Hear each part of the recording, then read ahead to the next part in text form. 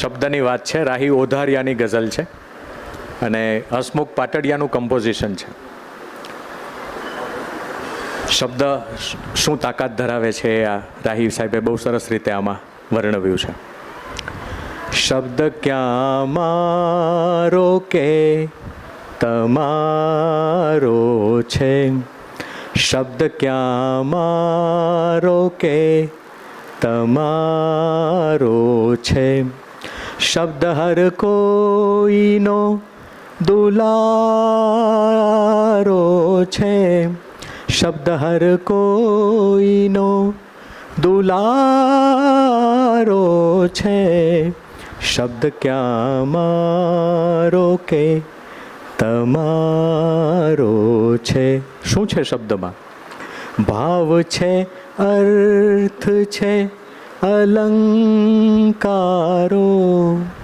ભાવ છે, અર્થ છે, અલંકારો, શબ્દનો કેટલો ઠઠારો છે, શબ્દનો કેટલો ઠઠારો છે, શબ્દ હર કોઈનો દુલારો છે, શબ્દ ક્યાં મારો કે તમારો છે. શબ્દના કેટલા પ્રકારો છે એના વિશે કવિએ વાત કરી. બુઠ્ઠા અણિયાળા રેશમી બોદા, બુઠ્ઠા અણિયાળા રેશમી બોદા, શબ્દના કેટલા પ્રકારો છે, શબ્દના કેટલા પ્રકારો છે, શબ્દ હર કોઈનો દુલારો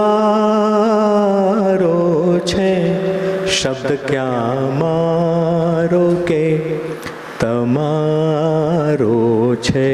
છેલ્લો શેર છે.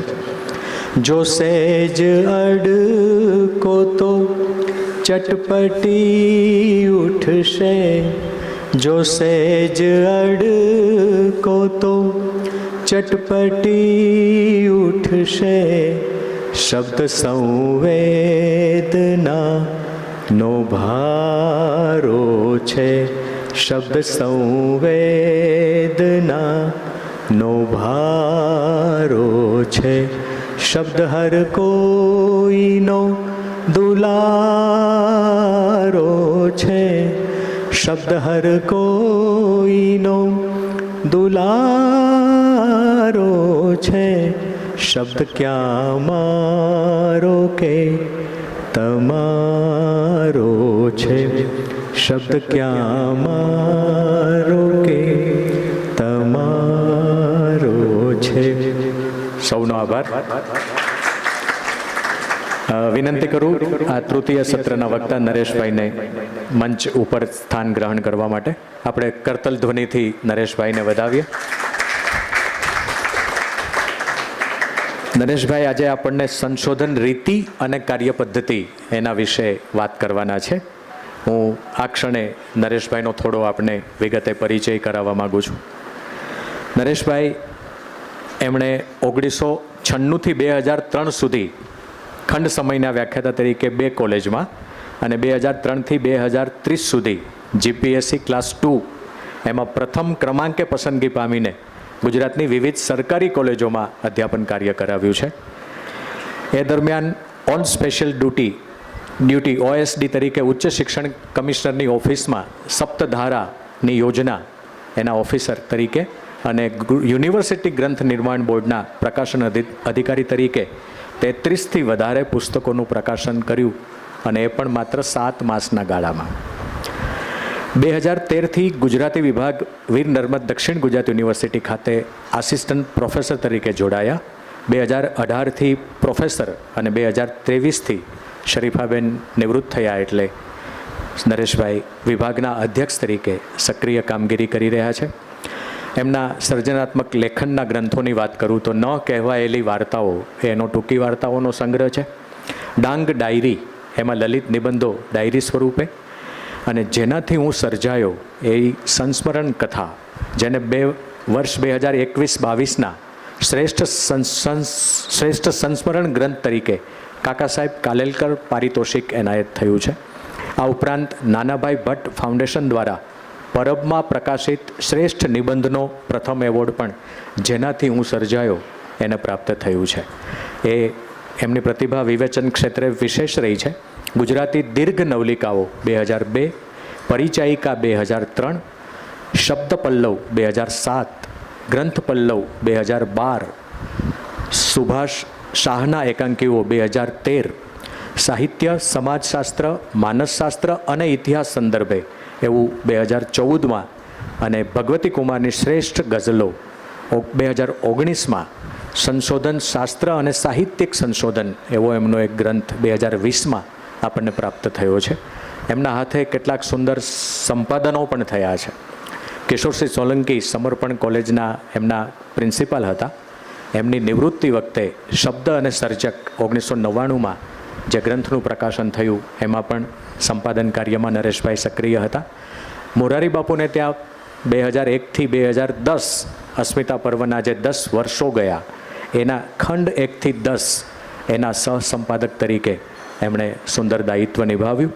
પ્રવીણસિંહ ચાવડાની શ્રેષ્ઠ વાર્તાઓ 2023 એ ઓનલાઈન અવેલેબલ છે અત્યારે.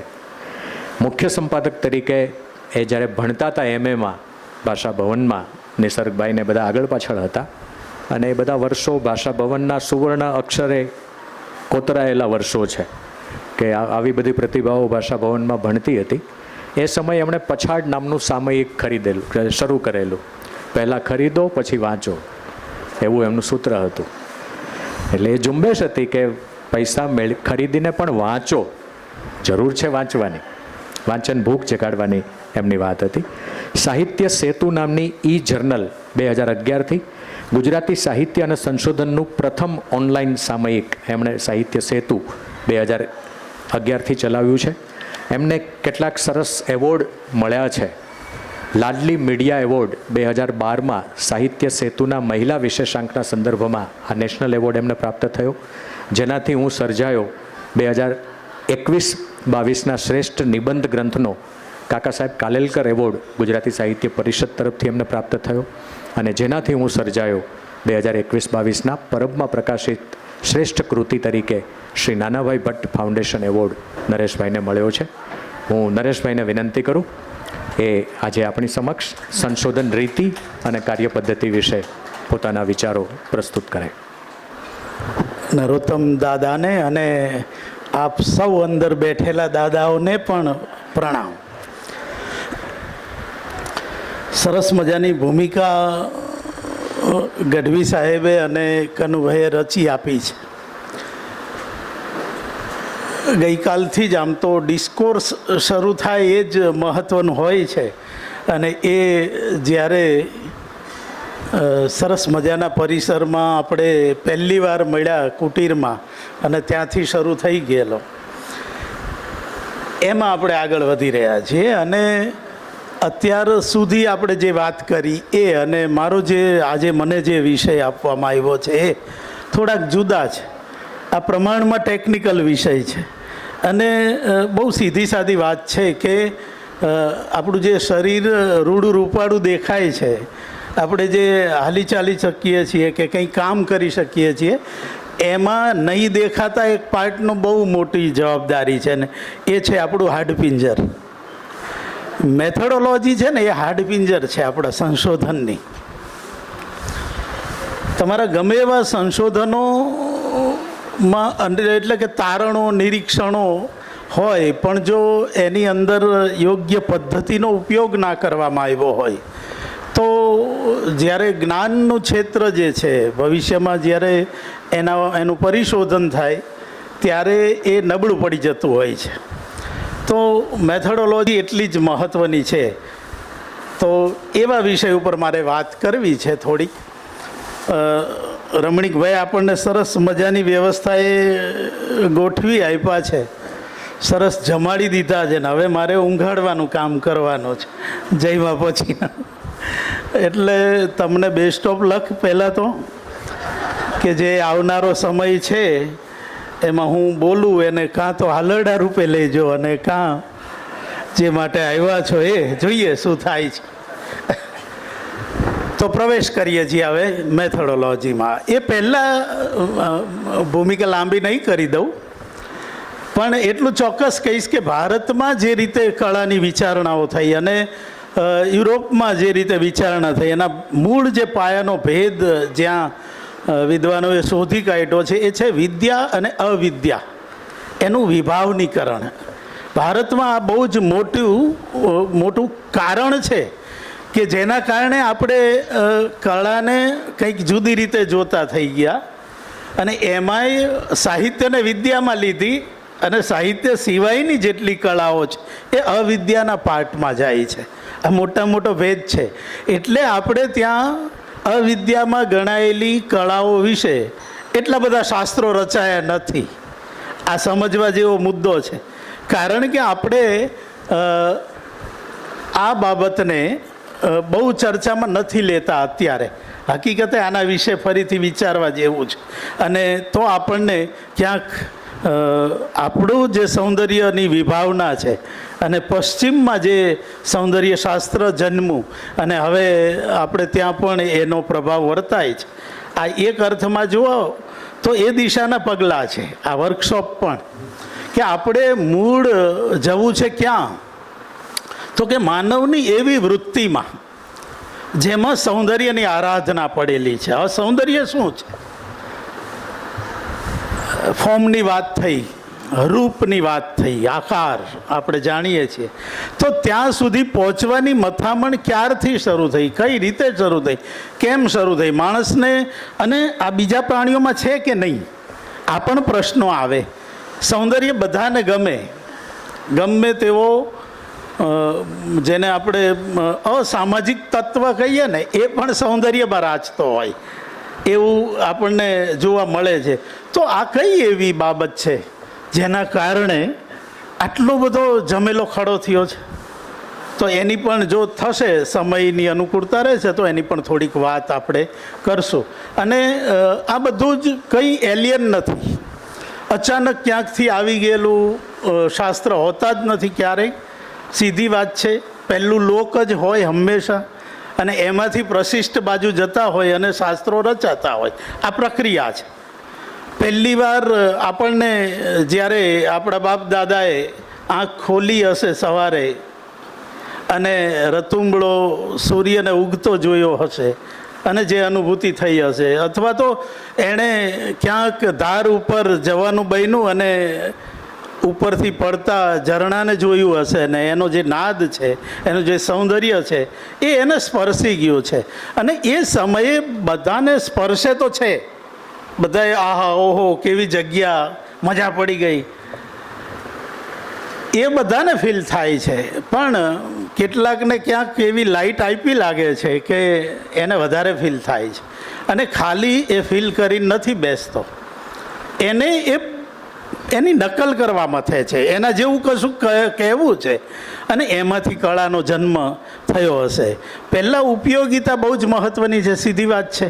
જે જરૂરિયાત છે એમાંથી સંશોધન જન્મે છે. એ તો આપણે બહુ જ જાણીતી ઉક્તિ છે કે જેની જરૂર પડી એ એણે જન્માવ્યું. એટલે સંશોધનમાં એક મોટામાં મોટું જે પરિબળ છે એ તો આ છે, જરૂરિયાત. પણ પાછી આપણી લાઈન એવી છે કે એમાં માનો કે એક ભજન કે એક ગીત ના ગાઈએ તો થઈ શું જાય? કંઈ નથી થઈ જતું. એક ચિત્ર ઓછું દોરાય જિંદગીમાં કોઈ ચિત્રકારથી તો શું થઈ જાય? કશું નથી થતું. હજારો ફિલ્મો બંધ થઈ જાય એક સમયે તો શું થાય? કશું ના થાય. ખાવા પીવા જીવવા એમાં કોઈ સીધી અસર નહીં પડે અને છતાંય ઘણી અસર પડે. તો આ જે ઘણી અસર પડે છે એ મોટામાં મોટું બળ બન્યું માનવ જાતનું. અને કેમ બન્યું? બીજા કોઈ પ્રાણીઓમાં ક્યારેય કોઈ ગાય ભેંસને આપણે પીછી લઈને બેઠેલી નથી જોઈ. એને દ્રશ્યો તો ગમતા જ હશે ને, બહુ લીલુંછમ ઘાસ મળી જાય તો એને આનંદ થતો હશે કે ચલ આજ તો મજા પડી ગઈ, ચેન્જ મળતો હશે ત્યારે. પણ એ અભિવ્યક્ત નથી કરતી એની અનુભૂતિને. આપણે અભિવ્યક્ત કરીએ છીએ કળાના એકદમ. આ તો પાયાના, તમે બધા ડૉક્ટરો છો એટલે એમાં કંઈ ડિટેલમાં ના જવાની હોય, પણ આપણી જે રિપ્રોડક્ટિવ શક્તિ છે, જેનાથી આપણે આપણા જીવને સર્જીએ છીએ, અને એના રક્ષણ માટે થઈ અને આપણે કેટલી બધી લીલાઓ સર્જી છે. આ જે આટલું સરસ પરિસર જે સર્જ્યું છે એ પ્રોડક્ટિવ સર્જકતા જ છે ને. એ આપણે આપણા બાળકોને ના સંવર્ધન માટે, વિકાસ માટે, કેળવવા માટે, એને આપણે જે ઈચ્છીએ છીએ એ માર્ગે ચાલતો કરવા માટે થઈ અને આ બધું રચ્યું છે. છેક મંગળ ઉપર જઈએ છીએ તો એ જ ચિંતા છે કે આ માળો હવે આપણે વિખેરી રહ્યા છીએ. આપણી જ અંદર એવા ગીત આવી ગયા છે કે પર્યાવરણને આપણે જ પોતે. એટલે ખબર છે કે આજથી 5મી 7મી પેઢીએ ઓક્સિજનને વેચાતો હશે, ટાંકીમાં લેવો પડતો હશે. તો એ દિવસો દૂર નથી. એટલે આપણે ચંદ્ર ઉપર નજર નાખી, મંગળ ઉપર નાખી. અરે છેક કુઈબર બેલ્ટની પાછળ ક્યાંક પડી છે કોઈ જીવન, કોઈ ધરતી શોધીએ છીએ, કારણ કે આપણા બચ્ચાઓને લઈ જવા પડશે ત્યાં. અહીંયા સેફ નથી હવે. તો આ જે વૃત્તિનો વિસ્તાર છે એમાં માનવ જાતમાં જે સૌથી વધારે દેખાય છે એ સૌંદર્યની વૃત્તિ, અમૂર્તને મૂર્ત કરવાની વૃત્તિ. આપણે પહેલેથી કલ્પના કરતા આવ્યા છીએ. જ્યારે આદિમ અવસ્થામાં જીવતા ત્યારથી જ આપણે કેવા કેવા કલ્પના કરી.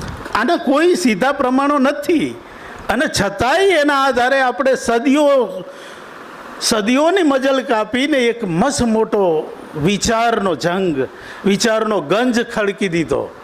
ફિલોસોફીઓના કેટલા બધા લેયર્સ છે, કેટલી બધી રીતે માનવ જાતે વિચાર્યું છે. એક જે વિચારે છે, બીજો જે એ વિચારને મૂર્ત કરવા મથે છે. આ બંનેને આપણે ઋષિ કીધા. આપણો વેદનો જે ઋષિ છે એ આ બંનેને, કલાકાર નહીં, ઋષિ સમકક્ષ એટલે તો ગણે છે. એનુંય તપ છે. મિનિએચર ડ્રોઈંગ કરનારા ચિત્રકારને તમે જ્યારે જુઓ, કયા ધ્યાનસ્થ બનીને એની એક એક લાઈનને એ ગૂંથતો હોય છે. અથવા તો તમે વાદ્ય વગાડનારને જુઓ, જ્યારે જલતરંગ ઉપર જ્યારે એની દાંડી ભરતી હોય જે નાજુક, અથવા તો એક તારોય લો ને, આ જે સિમ્ફની રચાય છે, આ જે જોડાણ રચાય છે, શેનું? તો કે અંદર પડેલી પેલી ઈચ્છા, અમૂર્ત ચિત્તમાં જે પડ્યું છે એને આપણે વાદ્યથી, એને આપણે કલરથી, એને આપણે શબ્દ દ્વારા એક ચિત્તથી બીજા ચિત્ત સુધીનો આ જે જર્ની છે, આપણે જે ચિત્ત વચ્ચે દોરડાઓ આપણી વચ્ચે જોડાયેલા છે, હું વાત કરું છું ને તમે, અને એની અંદર હું જ એકલો નથી બોલતો. ત્યારે જ તમારે સમાંતરે પૂર્વ સૂર્યોએ આપેલા કેટલાય વિચારો એ સામટા ત્યાં પ્રગટ થતા હશે, અને એની પોતાની, તમારી પોતાની એક સિમ્ફની રચાતી હોય છે. અને આનો જે પ્લેઝર છે, એસ્થેટિક પ્લેઝર, બ્રહ્માનંદ સહોદર આપણે જેને કીધો, એ બીજો ક્યાંય દૂરનો નથી. એ કોઈ બહારથી આવી પડેલો બાબત થોડી છે.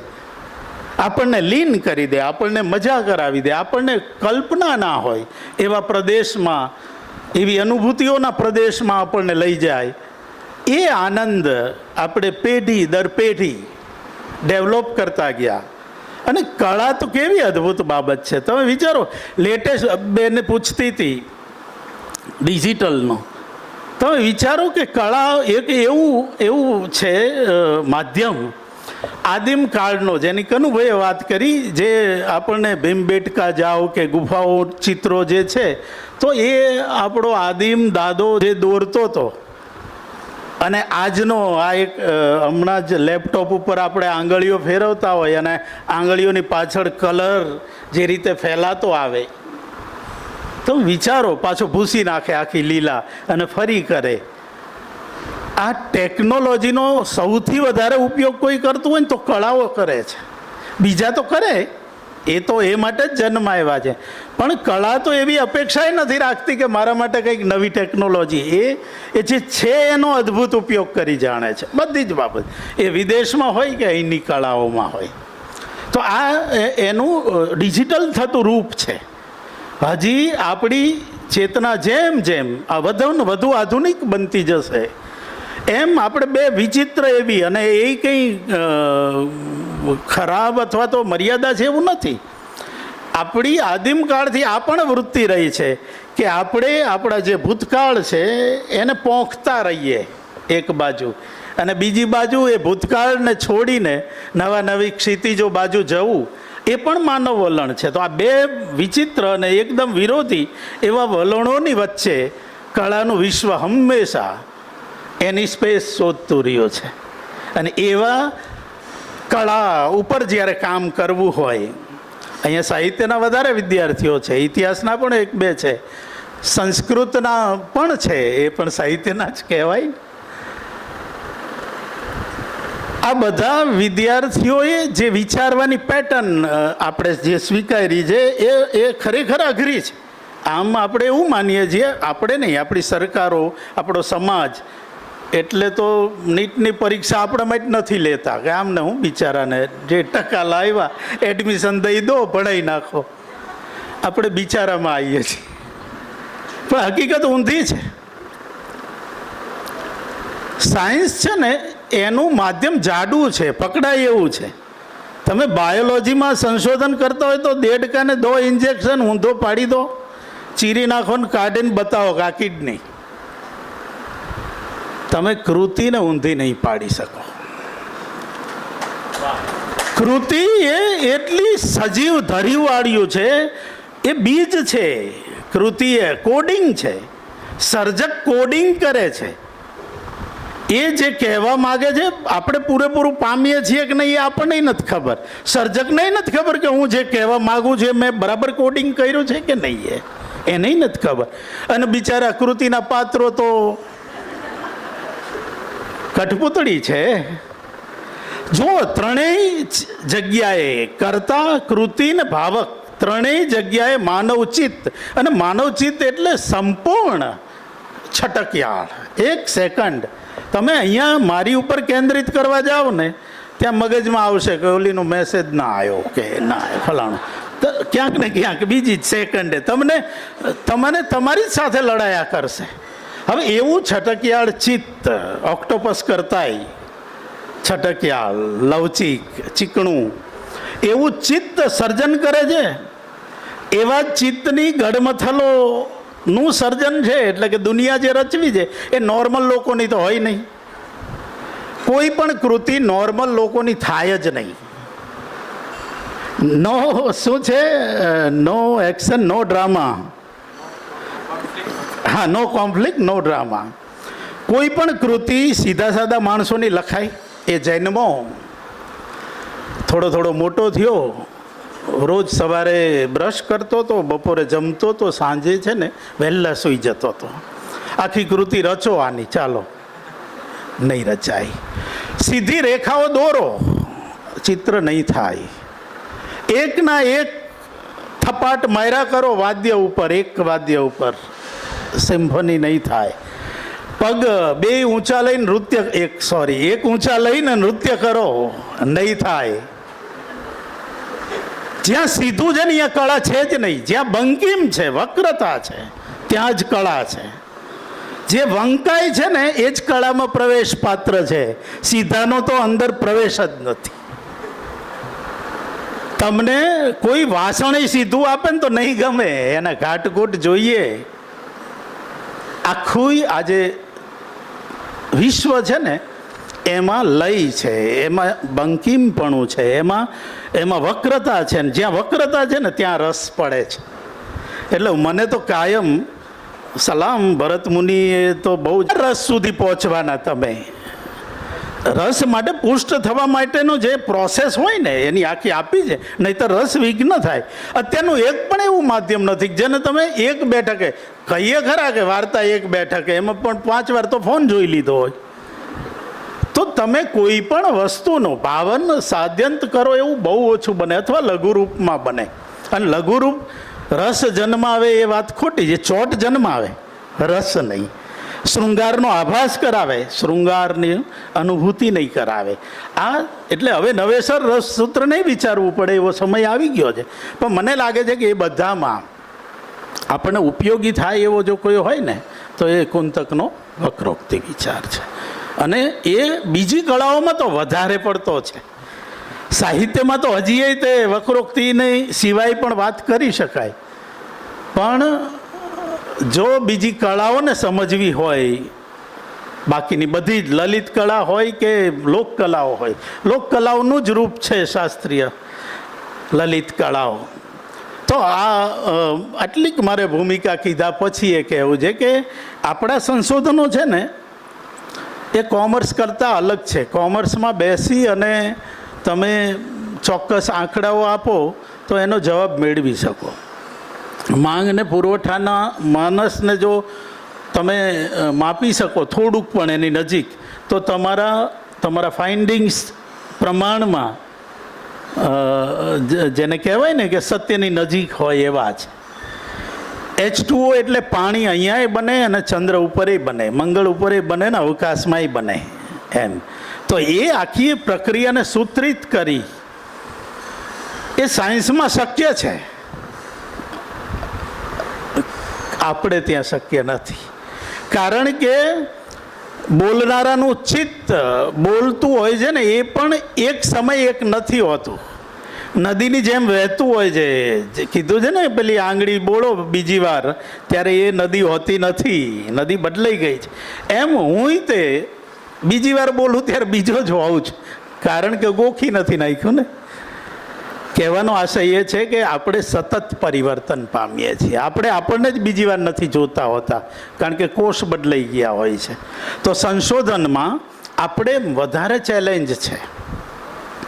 બીજા ભાઈનોય પ્રશ્નનો જવાબ હતો, પ્રશ્ન હતો એમનો કે સમાજ, સરકાર અને વહીવટ એવું કંઈક પૂછ્યું હતું.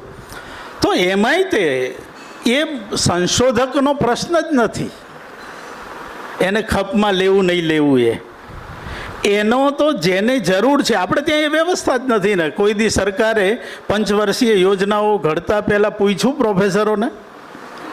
ના, બિચારા પ્રોફેસરને તો વસ્તી ગણતરી કરાવવાની હોય, એમને થોડું પૂછવાનું હોય કે ભાઈ અમારી પંચવર્ષીય યોજનામાં તમારે શું ઇનપુટ આપવા માગો છો. મોટી શિક્ષણ નીતિઓ ઘડાઈ જાય ને તોય નહીં પૂછવાનું. એ તો એટલે એ હાલત છે. એટલે સંશોધન તો તમે બહુ મોટી અપેક્ષા રાખો છો.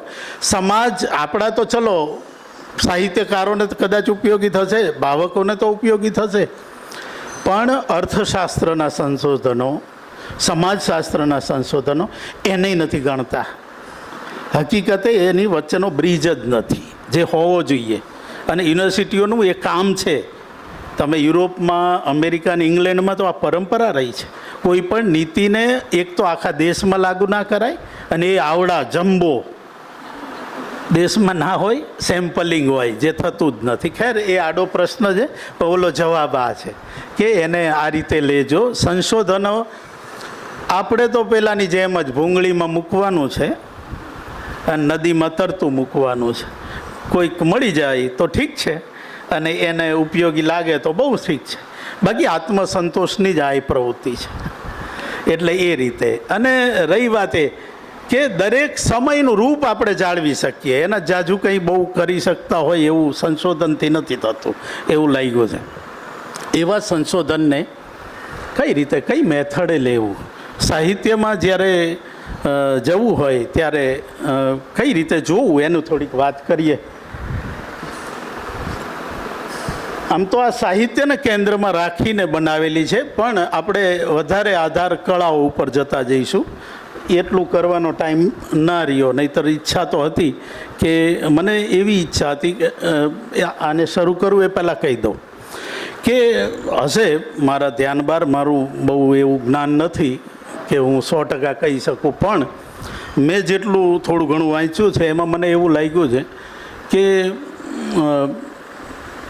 ચિત્રમાં, શિલ્પમાં, સ્થાપત્યમાં અને થોડાક એક બે સંગીતને લગતા વાંચ્યા છે. મને એમાં ટપ્પી પડતી નથી જરાય, પણ એ બધામાં વર્ણનોથી આગળ જતા સંશોધનો કેટલા, એ મને પ્રશ્ન છે. ફોટો મૂકી દેવો એટલે કે ચિત્ર મૂકી દેવું, શિલ્પ મૂકી દેવું, એની સાઇઝ વર્ણવે, પથ્થર કયો છે એ વર્ણવે, સમય કયો છે એ વર્ણવે. અર્થઘટનનો એ મુદ્દો તો છે જ, પણ એમાંય ઓછા જાય. તમે પલાણ સાહેબના જે એ બેઠા છે એટલે હું નથી કહેતો, પણ મને સમય સિક્કાઓ ઉપર એમનો જે લેખ છે તમે વાંચજો ક્યારેક. એમણે જે દલીલો કરીને એનાથી જે સમયનું ઇતિહાસના જે આપણી ખૂટતી કડીઓ છે એના ઉપર કામ એમણે કર્યું છે. એ વસ્તુ કળામાં નથી થતી. મારે જે કહેવું છે એ છે કે આપણે ખાલી વર્ણન કરી દઈએ. વર્ણન એ સંશોધન નથી. વર્ણન એ પહેલો પ્રાથમિક બેઝ છે. હકીકતે શરૂઆત ત્યાંથી જ આગળ થતી હોય છે. તો આપણે હજી ડેટા બેઝની કક્ષાએ પહોંચ્યા છીએ. એનાથી આગળ વિશ્લેષણમાં જવું, કમ્પેરેટિવ બહુ જ દૂરની વસ્તુ છે. પછી શૈલીને પકડવી, એની પરંપરાને એનો હિસ્ટ્રી આલેખવો, એ બે વચ્ચેના ભેદને સમજવા અને એને આપણા લેખમાં આલેખવા કઈ રીતે, આ બધામાં જવાનું હજી ગુજરાતી પુસ્તકોએ બાકી છે. ઘણું બધું બાકી છે, પણ થઈ શકે એવું છે અને થશે. આવા પ્રયત્નોથી જરૂર થશે. ચાલો, આ બધી વિગતો બોલતો નથી, ખાલી તમે જોઈ જજો. એટલે વાંચવાની તો હોય જ નહીં, પણ આમાં નથી જતો, જવા દો. જે એક વાત કહી દઉં, અને એ મને લાગે છે કે બહુ જરૂરી છે, કે માણસ જાત કેમ બીજા પ્રાણીથી અલગ પડી. તો એક સિમ્પલ વિજ્ઞાનીઓએ જે આપ્યું છે એ વાત સમજવા જેવી છે કે બીજા કોઈ પ્રાણીઓ હજી એ શેકીને નથી ખાતા, તળીને નથી ખાતા. હા, હજી એની સરસ મજાની એ ચલો પેસ્ટ્રી બનાવીને ના ખાય, રોટલી વઘારીને ના ખાય, એ કંઈ કરતો નથી બીજા કોઈ પ્રાણીઓ. આ અનાયાસે માણસ જાતને મળેલું છે. દવ લાગેલામાં ભૂંજાઈ ગયેલું હરણું હોય, સસલું હોય કે ફ્રૂટ હોય, એ એણે ખાધું અને ખાઈને પતાવી ના દીધું. એણે મગજમાં પ્રોસેસ કરી કે ચાલું આ તો મીઠું લાગે છે, એટલે એણે બીજી વાર એવું શોધવાનો પ્રયત્ન કર્યો. ના મળ્યો ને ત્યારે એણે અગ્નિને પકડવાની ટ્રાય કરીને ઓલાને શેકવાની ટ્રાય કરી. આજે આપણે એના કેટલા મોટા વસ્તુ સંસારમાં પહોંચી ગયા છીએ. માનવ જાતને વિટામિન્સ ને મિનરલ્સ જે કાચામાં બીજા પ્રાણીઓને નથી મળતા ને એ મેળવવાની પ્રક્રિયામાં અનાયાસ એનું સંશોધન નહોતું. અકસ્માત પણ આપણી જાત સાથે જ થયેલો અકસ્માત, એ પણ આશ્ચર્યજનક છે. આટલા બધા જીવજંતુઓમાં કૂતરા બિલાડાઓ આપણું રાંધેલું ખાય છે, તમે એની એ દલીલ કરી શકો. અને તમે જુઓ કે એ ટ્રાફિક બહુ હોય ને, અમારે સુરતમાં તો ટ્રાફિક કરતાંય તે સીધા રોડે તકલીફ હોય છે. મૂડ આવે ત્યારે વળી જવું, મૂડ આવે ત્યારે આ બાજુ થૂકે ને કે જોતો નહીં કાકા સાઈડ આપી હતી લે, એટલે તે માવો થૂકોને સાઈડ આપી અમને કઈ રીતે, પણ એવું એમ. એટલે તો એ જે બીજા પ્રાણીઓમાંય તો એ દેખાય તમને, જેટલા પાલતુ થયા છે એમાં દેખાશે.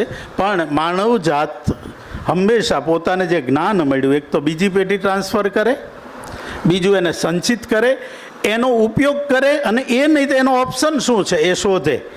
આ જે પ્રક્રિયા છે ને એ સંશોધનની જનની છે.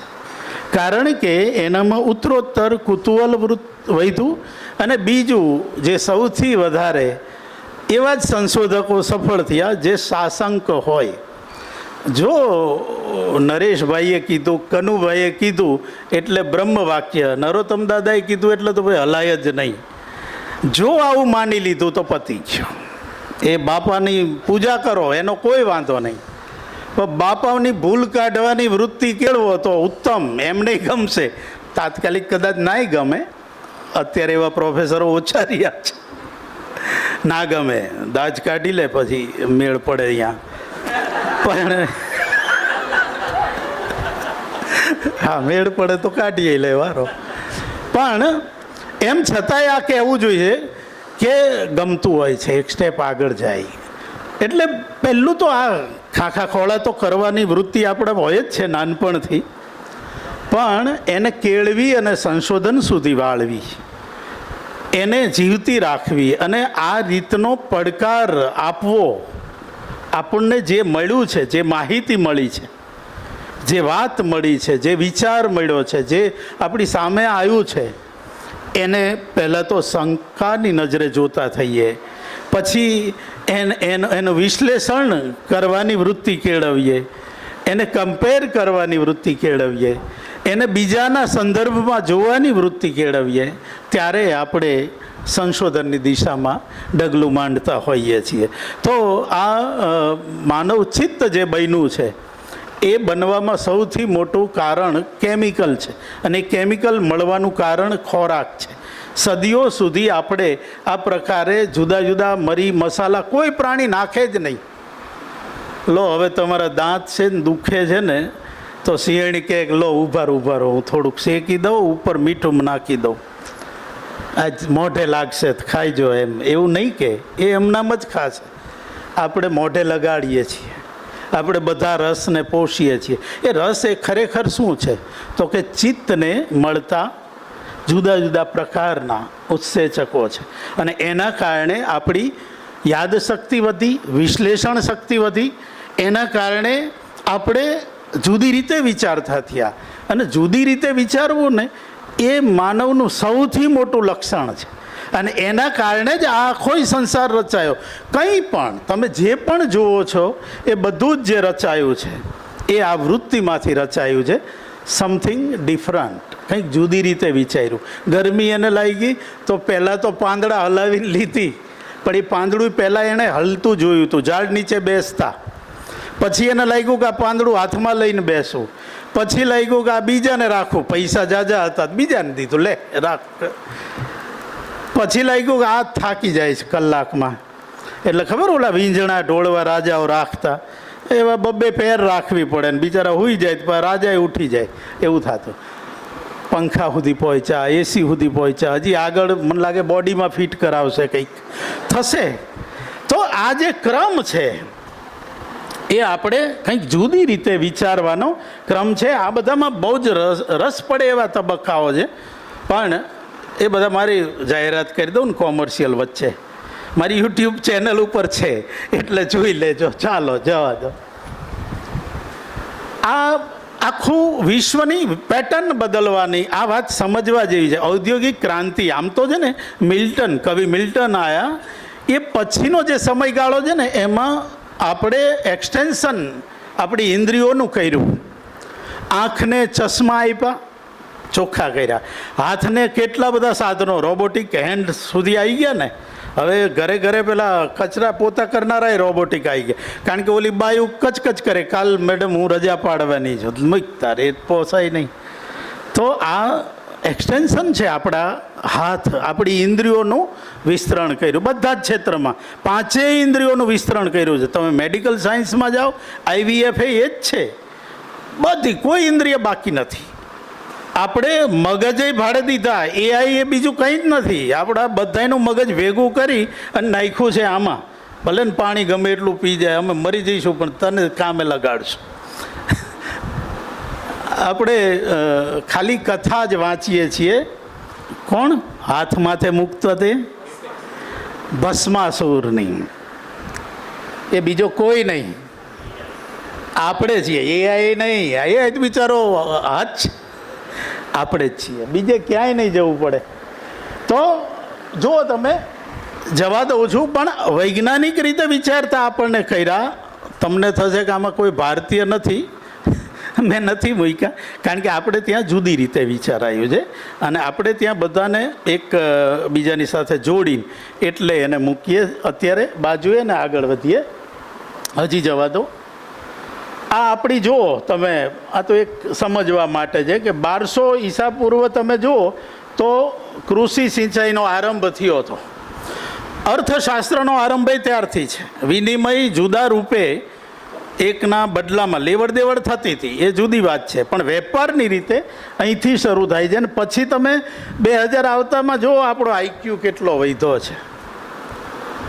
આપણે કેટલી હદે આ ઓલા જેવું છે, દ્વિગુણિત થવાની જે વાત છે ને, અથવા તો રક્તબીજ જેવી વાત છે. બધા નેગેટિવ આવે છે ઉદાહરણો મગજમાં, ગમે એ હોય. કેમ એવું થાય છે ખબર નહીં, પણ રક્તબીજ જેવું છે. આ આપણા મગજનું એવું છે કે તમે જો એને વાપરો ને તો કહે છે કે વધુ ને વધુ એ ફેલાતું જ જાય. કેટલાક નક્કી કરીને આવ્યો, હે ભગવાન આપ્યું એવું જ પાછું આપીશ તને, હું વાપરીશ નહીં, તારી આટલી અદ્ભુત ચીજ વાપરી નખાય. એટલે અને કેટલાક એને નીચોવી નાખે, અને તોય એવું કહે છે કે સૌથી વધારે નીચોવનારા હોય 5 થી 7% જ પહોંચી શકે છે, 100 નહીં. પણ ભવિષ્યમાં જશે. આ ગ્રાફ જોતા તો એવું લાગે. જ્ઞાનના પ્રગટીકરણની જુદી જુદી રીતો છે. કેટલુંક સામાન્ય બુદ્ધિથી જે હવે આવી ગઈ છે આપણામાં, એટલે એનો ઉપયોગ આપણે કરીએ. અને છેલ્લે વૈજ્ઞાનિક તર્કબદ્ધ સિલોજિઝમને ભારતીય પંચપદી પદ્ધતિ પણ ડિટેલમાં સમજાવી શકાય, જે અત્યારે એમાં નથી જતા. આગળ જવા દઈએ. આ થોડું જવા દો. આ પણ મેં થોડીક વાત કરી દીધી કે વાણિજ્યથી આપણે અલગ છીએ, સાયન્સથી અલગ છીએ. એન્જિનિયરિંગને જેવા કૌશલ્યના છે એના સંશોધનોય જુદા પ્રકારના છે. તો એ બધા કરતાં આપણે સાહિત્યના એટલે કે માનવ વિદ્યા જેના ગણાય એમાંય 2 પાર્ટ, શાસ્ત્રો અને ભાષાઓ. તો એમાં અલગ પડે. જવા દો. આ વ્યાખ્યાઓમાં ને એમાં નથી જતો. જવા દો પેલા, જવા દો. આમાં આપણને થોડુંક રસ પડશે. ઇનોવેશન પહેલું જ આપણે જે નવું શોધી કાઢવું, જે આપણે ત્યાં મોટા ભાગે માનવ વિદ્યાઓમાં એ શક્ય નથી. માનવ વિદ્યાઓમાં ઇનોવેશન શક્ય નથી. ટેલિવિઝન એ ઇનોવેશન છે. રેડિયો શોધી કાઢવો, બલ્બ શોધી કાઢવો, એટલે એના રાઇટરો, એના શોધકોના નામ છે આપણી પાસે કે એડિસને આ શોધ્યું, ફલાણાએ આ શોધ્યું, એમ આપણે કહીએ છીએ. તો સાયન્સના જે સંશોધનો છે એમાં ઇનોવેશન શક્ય છે. ઇનોવેટ કરવું, નવું જ સંયોજન રચવું, જે છે તો સંયોજન જ હો. પાછું આ જોવા જેવી વાત છે. સાહિત્ય અને કળાઓ સંયોજનના બેઝ ઉપર જ છે. એમ જ વિજ્ઞાન પણ સંયોજન જ છે. એ પણ કળાકૃતિ જ છે. આ પંખો એ કળાકૃતિ છે વિજ્ઞાનીની, પણ એ ઇનોવેશન છે. અને પછી ઇનોવેટ થયા પછી એમાં આવે રિસર્ચ. એટલે જે ટીવી કેવડું મોટું હતું, અરે રેડિયો દાદાએ જોયો હશે, ઓલા વાલવાળા રેડિયા કેવડા મોટા, જાળી નાખવી પડતી એને એન્ટેના તરીકે. ત્યાંથી આજે તો એવા કંઈક રેડિયા તમારા ફોનમાં રખડે છે. કેટલું બધું આવી ગયું છે ફોનની અંદર જ. તો આ બધું રિસર્ચ છે. ફરીને શોધીને એના નવા સંયોજનો રચવા, અને એમાંથી આવ્યું શોધન. એ બધામાં નથી જતો. ઢંકાયેલું આ જે છે ને ડિસ્કવર, મધ્યકાલીન સંશોધન એ પ્રકારનું છે. ગુમલી એમ કે એ આખું અમુક જગ્યા ગાયબ થઈ ગઈ, જેની અજંતાની વાત કરી, તો એ ઢંકાઈ ગયું, એની ઉપર કવર ચડી ગયું. એક અર્થમાં અજ્ઞાનતાનું કહેવાય, અથવા અજાણતાનું કહેવાય, અથવા તો તમે ભૂલી ગયા છો. ઘરમાં કંઈક મૂક્યું હોય અને ભૂલી જાઓ અને શોધો ત્યારે કેવા ખુશ થઈ જાઓ છો. એ ડિસ્કવર છે. ડિસ્કવર એટલે જે ઉપરનું કવર જે કાઢી નાખવું. મૂળ વાત આટલી છે. એટલે ડિસ્કવરી ચેનલ ઉપર જે પણ આવે છે એ એવું આવે છે જે તમારી નજર, હતું તો ખરું જ, એ કંઈ શોધ્યું નથી. સમુદ્રના તળિયે હતું, તમારી નજર નથી પહોંચતી, એને એ સામે લાવ્યા. તમારી આ દિવાલની પાછળ હતું, દિવાલ હટાવી, દેખાયું. એ ડિસ્કવર છે. ઇનોવેશન આપણે થતું નથી. ભાગ્યે જ શક્ય છે, બહુ રેર કેસમાં. જો ભરત મુનિ પહેલાં શું હશે ખબર નથી, પણ રસ જો એમનો પહેલો વિચાર હોય તો એ ઇનોવેશન છે. પણ જનરલી એવું નથી હોતું. એમને પૂર્વસૂરી કોઈક હશે જ, જેમ કે પ્લેટો ને એરિસ્ટોટલ. તો એ જે અનુકરણ અને પછી અનુસર્જન સુધી પહોંચ્યા, રૂપાંતરણ સુધી જે પહોંચ્યા, એનો સિદ્ધાંત આવતા પહેલાં એરિસ્ટોફેનિસ બીજ મૂકી ગયો છે. તો હંમેશા ડેવલપ કરવું, જે સૂત્રિત છે, નાનું છે, એનું વિસ્તરણ કરીને વ્યાપક રૂપમાં મૂકી આપવું, એ સંશોધનનું કામ છે ને એ આપણે કરીએ છીએ. આપણે વેદોની રૂચાઓને, વાક્યખંડોને, એની અંદર રહેલા અર્થગર્ભને વિશ્લેષિત કરીને, પરિભાષિત કરીને, એના અર્થઘટનો કરીને જ્યારે મૂકીએ છીએ, તે આ પ્રકારનું સંશોધન છે. સૂત્ર હોય એમાંથી વિસ્તૃત થવું, અને એનાથી ઉલટું પણ કરીએ છીએ. જે બહુ જ વિશાળ છે એને સૂત્રિત કરીને મૂકી દઈએ છીએ. વિશ્વ કુટુંબકમ, આ આખી ભાવના છે. આનો વદ્રાહા કે એ આખી જે વાત છે કે બધેથી આવે અને એને એક લાઈનમાં મૂકી આપે, એક સૂત્રમાં મૂકી આપે, એક શબ્દથી સૂચવાય. અરે એ તો બધું મૂકો ને, એક ચાંદલો, એક સેથામાં ભરેલું સિંદૂર, આટલી અમથી ક્રિયા કેટલા મોટા વિચારને, કેટલા મોટા સંબંધને, કેટલી મોટી આપણી જે લાગણીઓ જેની સાથે જોડે એ બધાને સૂચવી દે છે.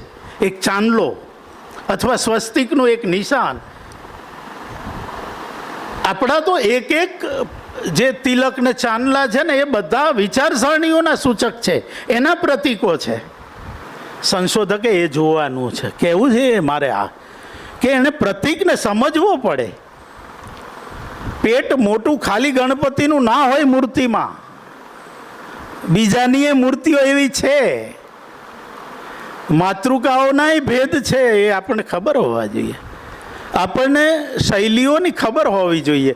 તો આ વ્યુત્પત્તિ છે એક અર્થમાં. તો જેમ સર્જક માટે જરૂરી છે ને એમ ભાવક માટે આ શરતો મૂકી છે. ખાલી ભાવક, સંશોધક તો એ બધાથી ઉપર, ભાવકથી ઉપર આસ્વાદક, સમીક્ષક, વિવેચક અને રિસર્ચર. હાયરાર્કી નથી કીધી, પણ રિસર્ચર અને વિવેચક વચ્ચે ભેદ છે. પેલો હંમેશા વકીલની જેમ દલીલ કરે છે, સંશોધકે આધાર આપે. એ ધારણા કે માન્યતા નહીં કે પ્રેમાનંદના પેગડામાં પગ નાખે એવું આત્યંતિક વિધાન કોઈ દી સંશોધક ના કરી શકે, અથવા રાહ જોવે. આ બે સંશોધકમાં હોવી જોઈએ. તો આ એની જો તૈયારી હશે, એ ઝીણા ઝીણા પ્રતીકોથી શરૂ કરી અને એની પાછળ રહેલા અર્થ સંદર્ભોને એ ઉકેલતો હશે, એ એની પહેલી સજ્જતાની શરત છે. આપણે ખાલી ટેપ લઈને પહોંચી ગયા ને કે લે ગીત ગા હવે લગ્નનું, અને પછી આવે મારી પાસે ઇન્ટરવ્યૂ દેવા અને પૂછું ને, ડૉક્ટર છે, મેં આના ઉપર કર્યું છે ફલાણા સમાજના લોકગીતો, એટલે હું પૂછું કે સેમ્પલ સાઇઝ શું છે તારી? પહેલાં જ બોલે શું થાય? કોઈ દિવસ આ ક્ષેત્રમાં કામ કરનારને સેમ્પલ સાઇઝ ના ખબર હોય, એણે કરાય જ નહીં પીએચડી, અને એની ગાઈડશીપ લઈ લેવાય ઓલાની, જેણે કરાયું હોય ને એની. હા, હકીકત છે. કળાના ક્ષેત્રમાં તમે જ્યારે જાઓ છો, અને આ પ્રજ્ઞાપરાધ છે, કોકનો જીવ લઈ લેશો ને તો એ એકાદ પેઢી કે અમુક સમય દુઃખી થઈ જશે, પણ આ તો પેઢીઓના જીવ લઈ લેવાના કામ છે. જો સંશોધનમાં પ્રજ્ઞાપરાધ કર્યો, દાનત ખોરી રાખી,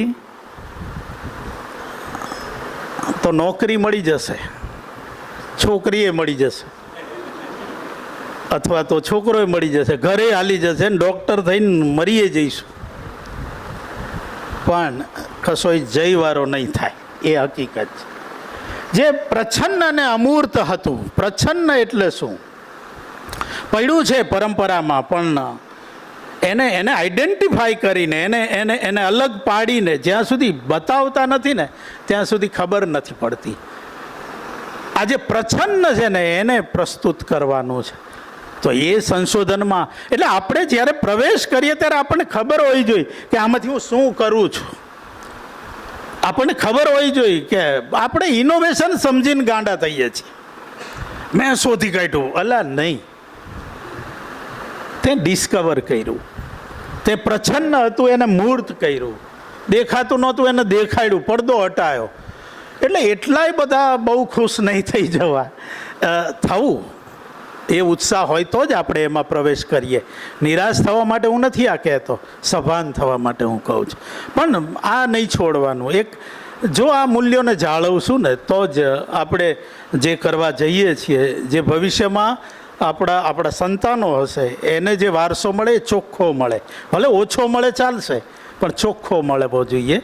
ભેળસેળવાળો હશે ને તો એમના પીએચડી એમાં જ જશે, પછી એ કરશે આના ઉપર.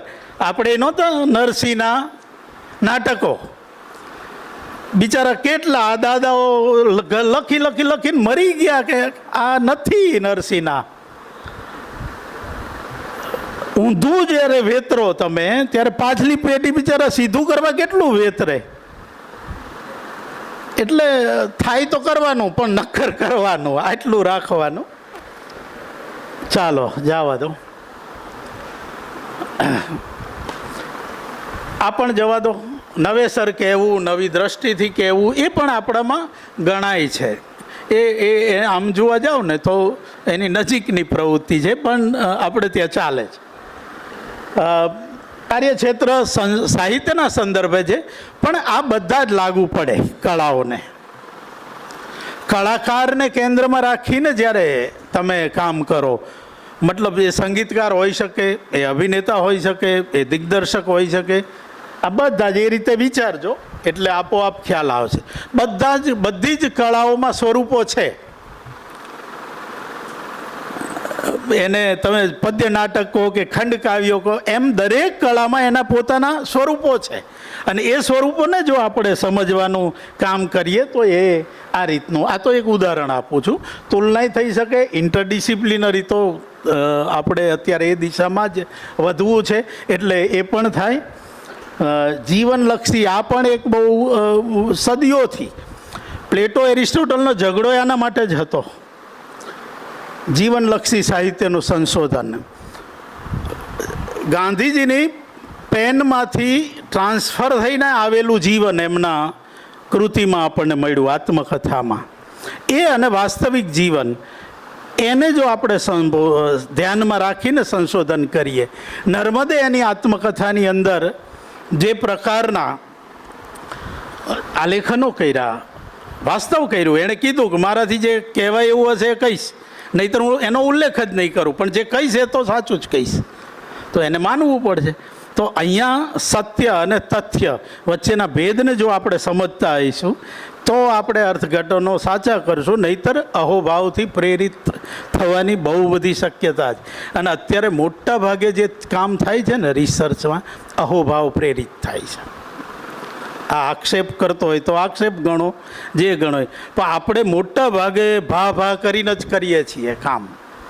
અને વ્યક્તિગત રૂપમાં હંમેશા આદર કરો વડીલોનો, એમના કામનો, બધું જ બરાબર. પણ જ્યારે ટેબલ ઉપર બેસો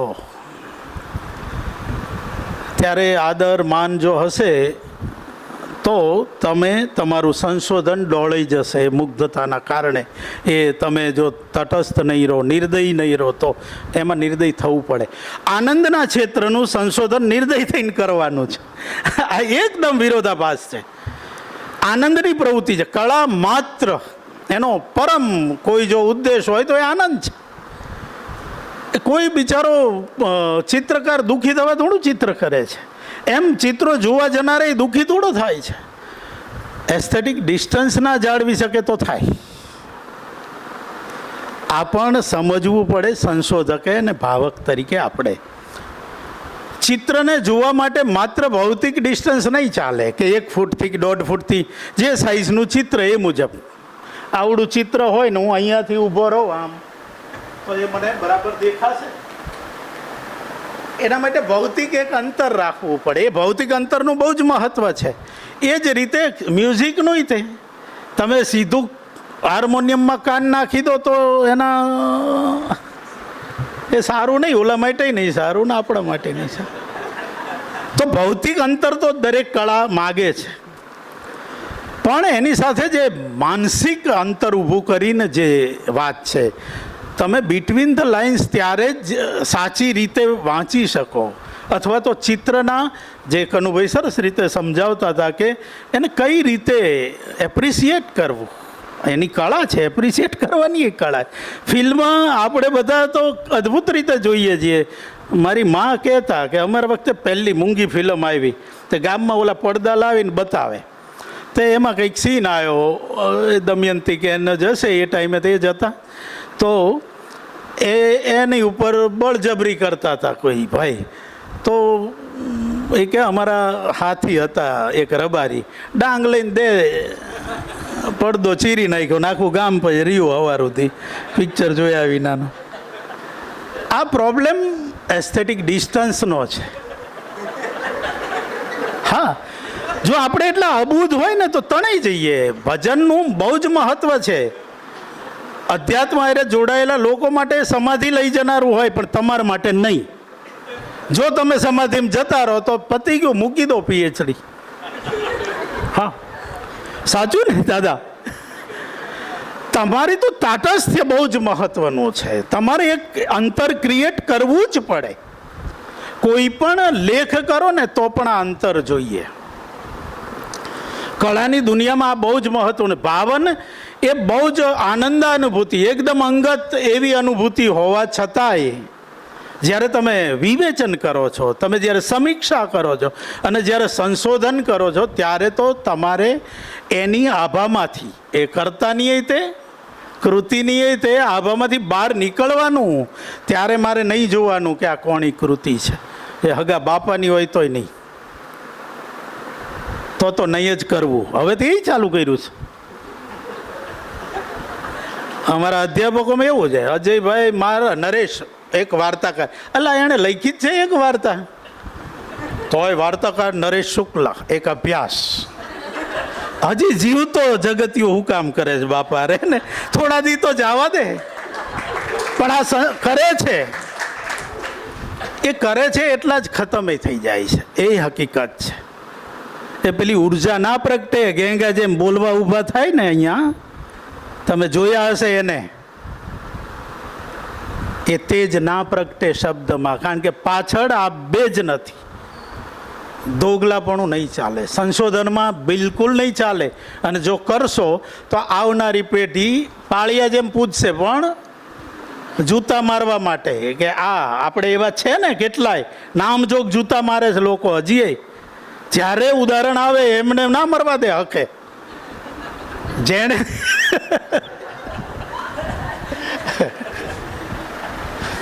થાય માણસ છે ને, એની લોભ વૃત્તિ બધે પ્રગટ કરે. ખાવા પીવામાં કરે, પૈસામાં કરે, ત્યાં સુધી બરાબર છે. પણ આ પ્રજ્ઞા, જ્ઞાન અને જે પરમ પવિત્ર એવી આનંદ અનુભૂતિ છે, એમાં શું કામ ના થાય? નહીં કરવો. કેટલાય જતા રહ્યા ને આપણે જતા રહીશું. આ તો જેની હસ્તપ્રતો મળીને એ કવિઓ થઈ ગયા છે અત્યારે. મધ્યકાળમાં એવા કેટલાય છે જેના નામે નથી ખબર, અને છતાંય આપણા કરતાં અનેક ગણો બ્રહ્માનંદ એણે પામ્યા હશે. એટલે એ બહુ ટેન્શન નહીં કરવાનું કે મારું નામ રહી જાય. એ તો રહેશે. હવે તો એવા ડિજિટલ સાધનો છે ને કે રહેશે. પોલીસ તો રાખશે જ છેવટે. આપણી 50 વર્ષ સુધી તો એ જાળવે છે આપણી બધી, શું કહેવાય, આનું લઈ લે ને છાપો. હા, અમને નોકરીને પહેલે જ દીએ લઈ લે. એ એટલા માટે કે ભાગી ના જાય પછી એ તે. તો આ પણ જોવું સંશોધક તરીકે આ બહુ જ મહત્વનું છે. જવાનું જે પ્રક્રિયા છે, આ મેથોડોલોજી છે. પ્રક્રિયા બધી જ કળાઓમાં સરખી હોય, પણ એને યોગ્ય રીતે વિનિયોગ કરવો પડે. આજે યોગ્ય છે ને, આપણે ત્યાં એને ઔચિત્ય વિચાર રાખવાના ઉપર છે. ઔચિત્ય શબ્દ જ પોતે કેટલો અદ્ભુત છે. તમને તમારી ઉપર છોડી દીધું છે આખું. તું તારું કર. કઈ રીતે? તો કે તારી જેટલી યોગ્યતા હશે ને એવી ઉચિતતા પ્રગટશે. તમે ઘરેથી સ્કૂટર લઈને નીકળો, ત્યાં નક્કી કરો કે 50 વાર બ્રેક કરીશ ને 30 વાર ક્લચ, તો તમે પહોંચો ઠેકાણે? ના પહોંચો, બીજી ગાડીમાં જવું પડે.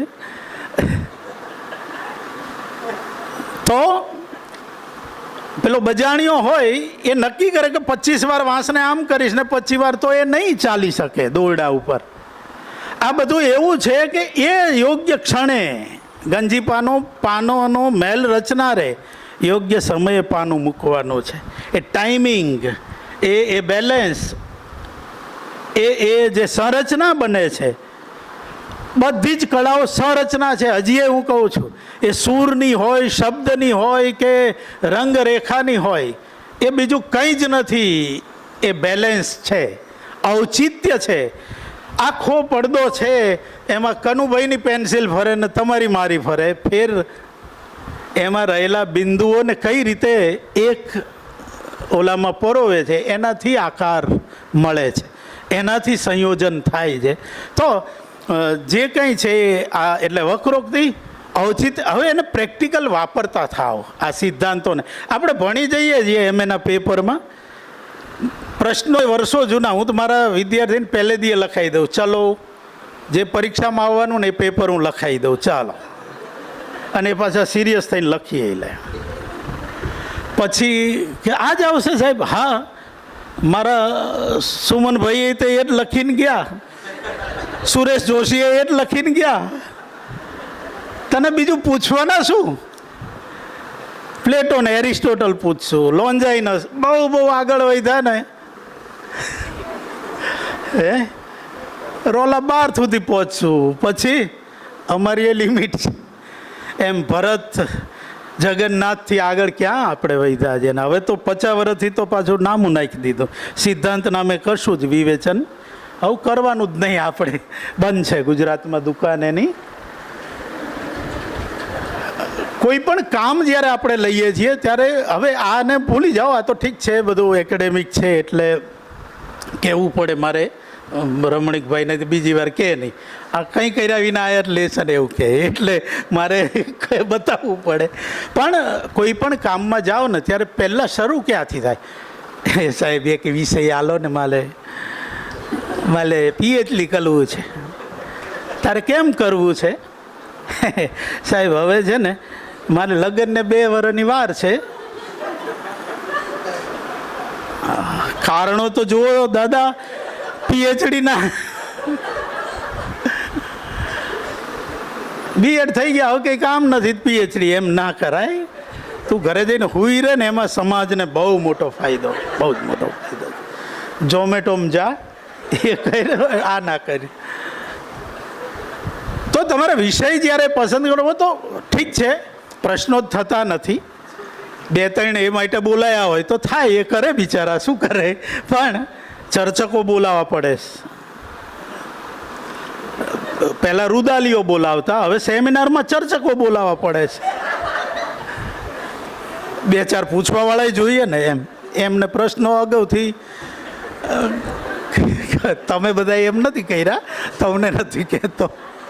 પણ આ પરંપરા જે છે આપણે ત્યાં, પવિત્ર પરંપરા, એની વાત કરું છું. તો તમે જુઓ, કોઈ પણ વિષયમાં ક્યારે જાઓ છો તમે, તો કે કાં તો તમારી જરૂરિયાત છે એ વિષયમાં, તમે જ્યારે અધ્યયન કર્યું છે, જોયું છે, અથવા આવા સેમિનારોમાં તમને કોઈક બોલે છે ને ત્યારે એમ થયું કે નહીં આ વાત બરાબર છે, મારે આમાં કંઈક કરવા જેવું છે.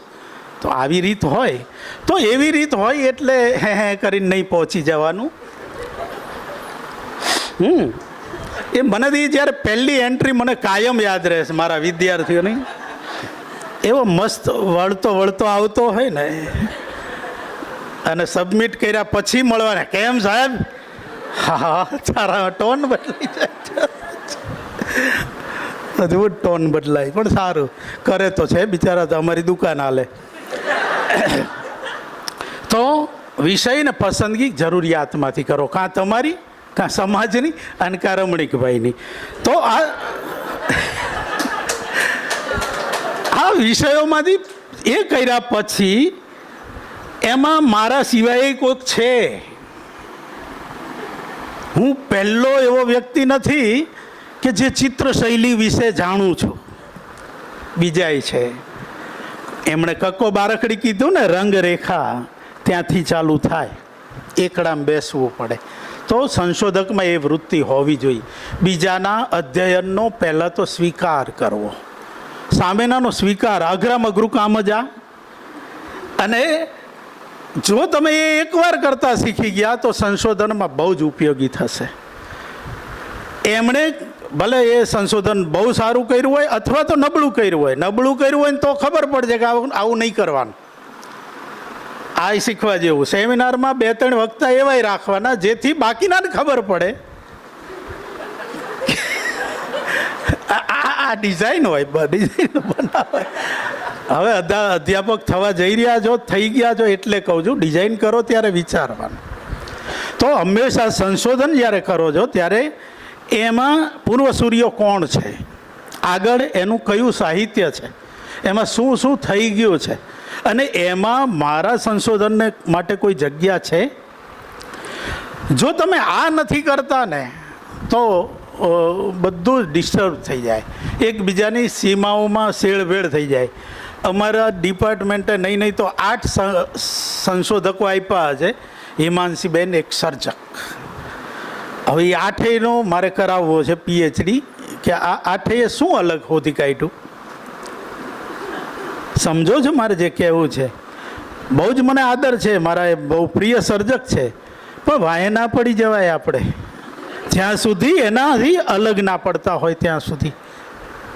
સમય જવા દેવાનો, ધીરજ રાખવી પડે. સંશોધનમાં આ બહુ જ જરૂરી છે, એ રાખ્યા વિના નહીં ચાલે. તો પહેલી આ પૂર્વ તૈયારીઓ છે. રિલેવન્ટ શું છે તમારો વિષય, ખરેખર કંઈક ઉપયોગી બનવાનો છે. કોને? ઓલા કીધું એમ, સરકારને તો નહીં જ, સમાજને તો બહુ કંઈ લેવા દેવા નથી. એમને એટલી કવિ આવ્યા છે તો જોવા આવશે આપણને. ઓલા જબ્બા પહેર્યા એ, હા, એ આના જાજો સમાજને બહુ રસ હોતો નથી. બિચારો દુઃખી થાય ત્યારે 1-2 ગઝલ સાંભળે આપણી. બોલું એને એવું લાગે કે હારું આ મેં એકલાય ફૂલ નથી દીધું, રમેશભાઈએ દીધું હતું, સાક્ષીએ દીધું, તો એનું સાક્ષીનું ના રાખ્યું તો મારું તો ક્યાં રાખે. તો એવી 1-2 ગઝલ સાંભળી લે, પછી જિંદગી જતી રહે આગળ.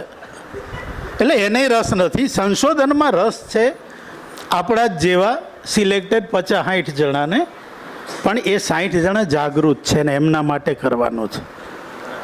અને એવા જ 50-60 આપણે મૂકતા જવાના છે, જે આગળ વધારશે આ વાતને, આ આપણી જ્યોતને એ આગળ લઈ જવાના છે. તો જે કંઈ કરીએ, ભલે નાનું કરીએ, સિરિયસ કરીએ, આગળ પાછળના રેફરન્સને જોઈએ અને પછી આપણા સંશોધનની ઉપયોગિતાને સમજીએ. સામગ્રી ચયન, રમણીકભાઈ સરસ વાત કરતા હતા પેલા બેનની, કે કઈ રીતે સામગ્રી મગાવી. એવા કેટલા દાખલાઓ છે અને મળી રહેતા હોય છે. ઘણીવાર તરત ના મળી રહે, રાહ જોવી પડે. ઘણાએ તો વચ્ચે હવેની પેઢીને તો સારું છે, 4 ફી ભરવાની, 5મી યુનિવર્સિટી જ કે હવે હાલતો થાય નહીં તો અમે કાઢશું. અમારે બધાને એ હક હતું, ગાઈડે આપણાથી કંટાળી ના જાય, ગેસના બાટલા ઉપડાવીને પોસ્ટકાર્ડ નખાવીને,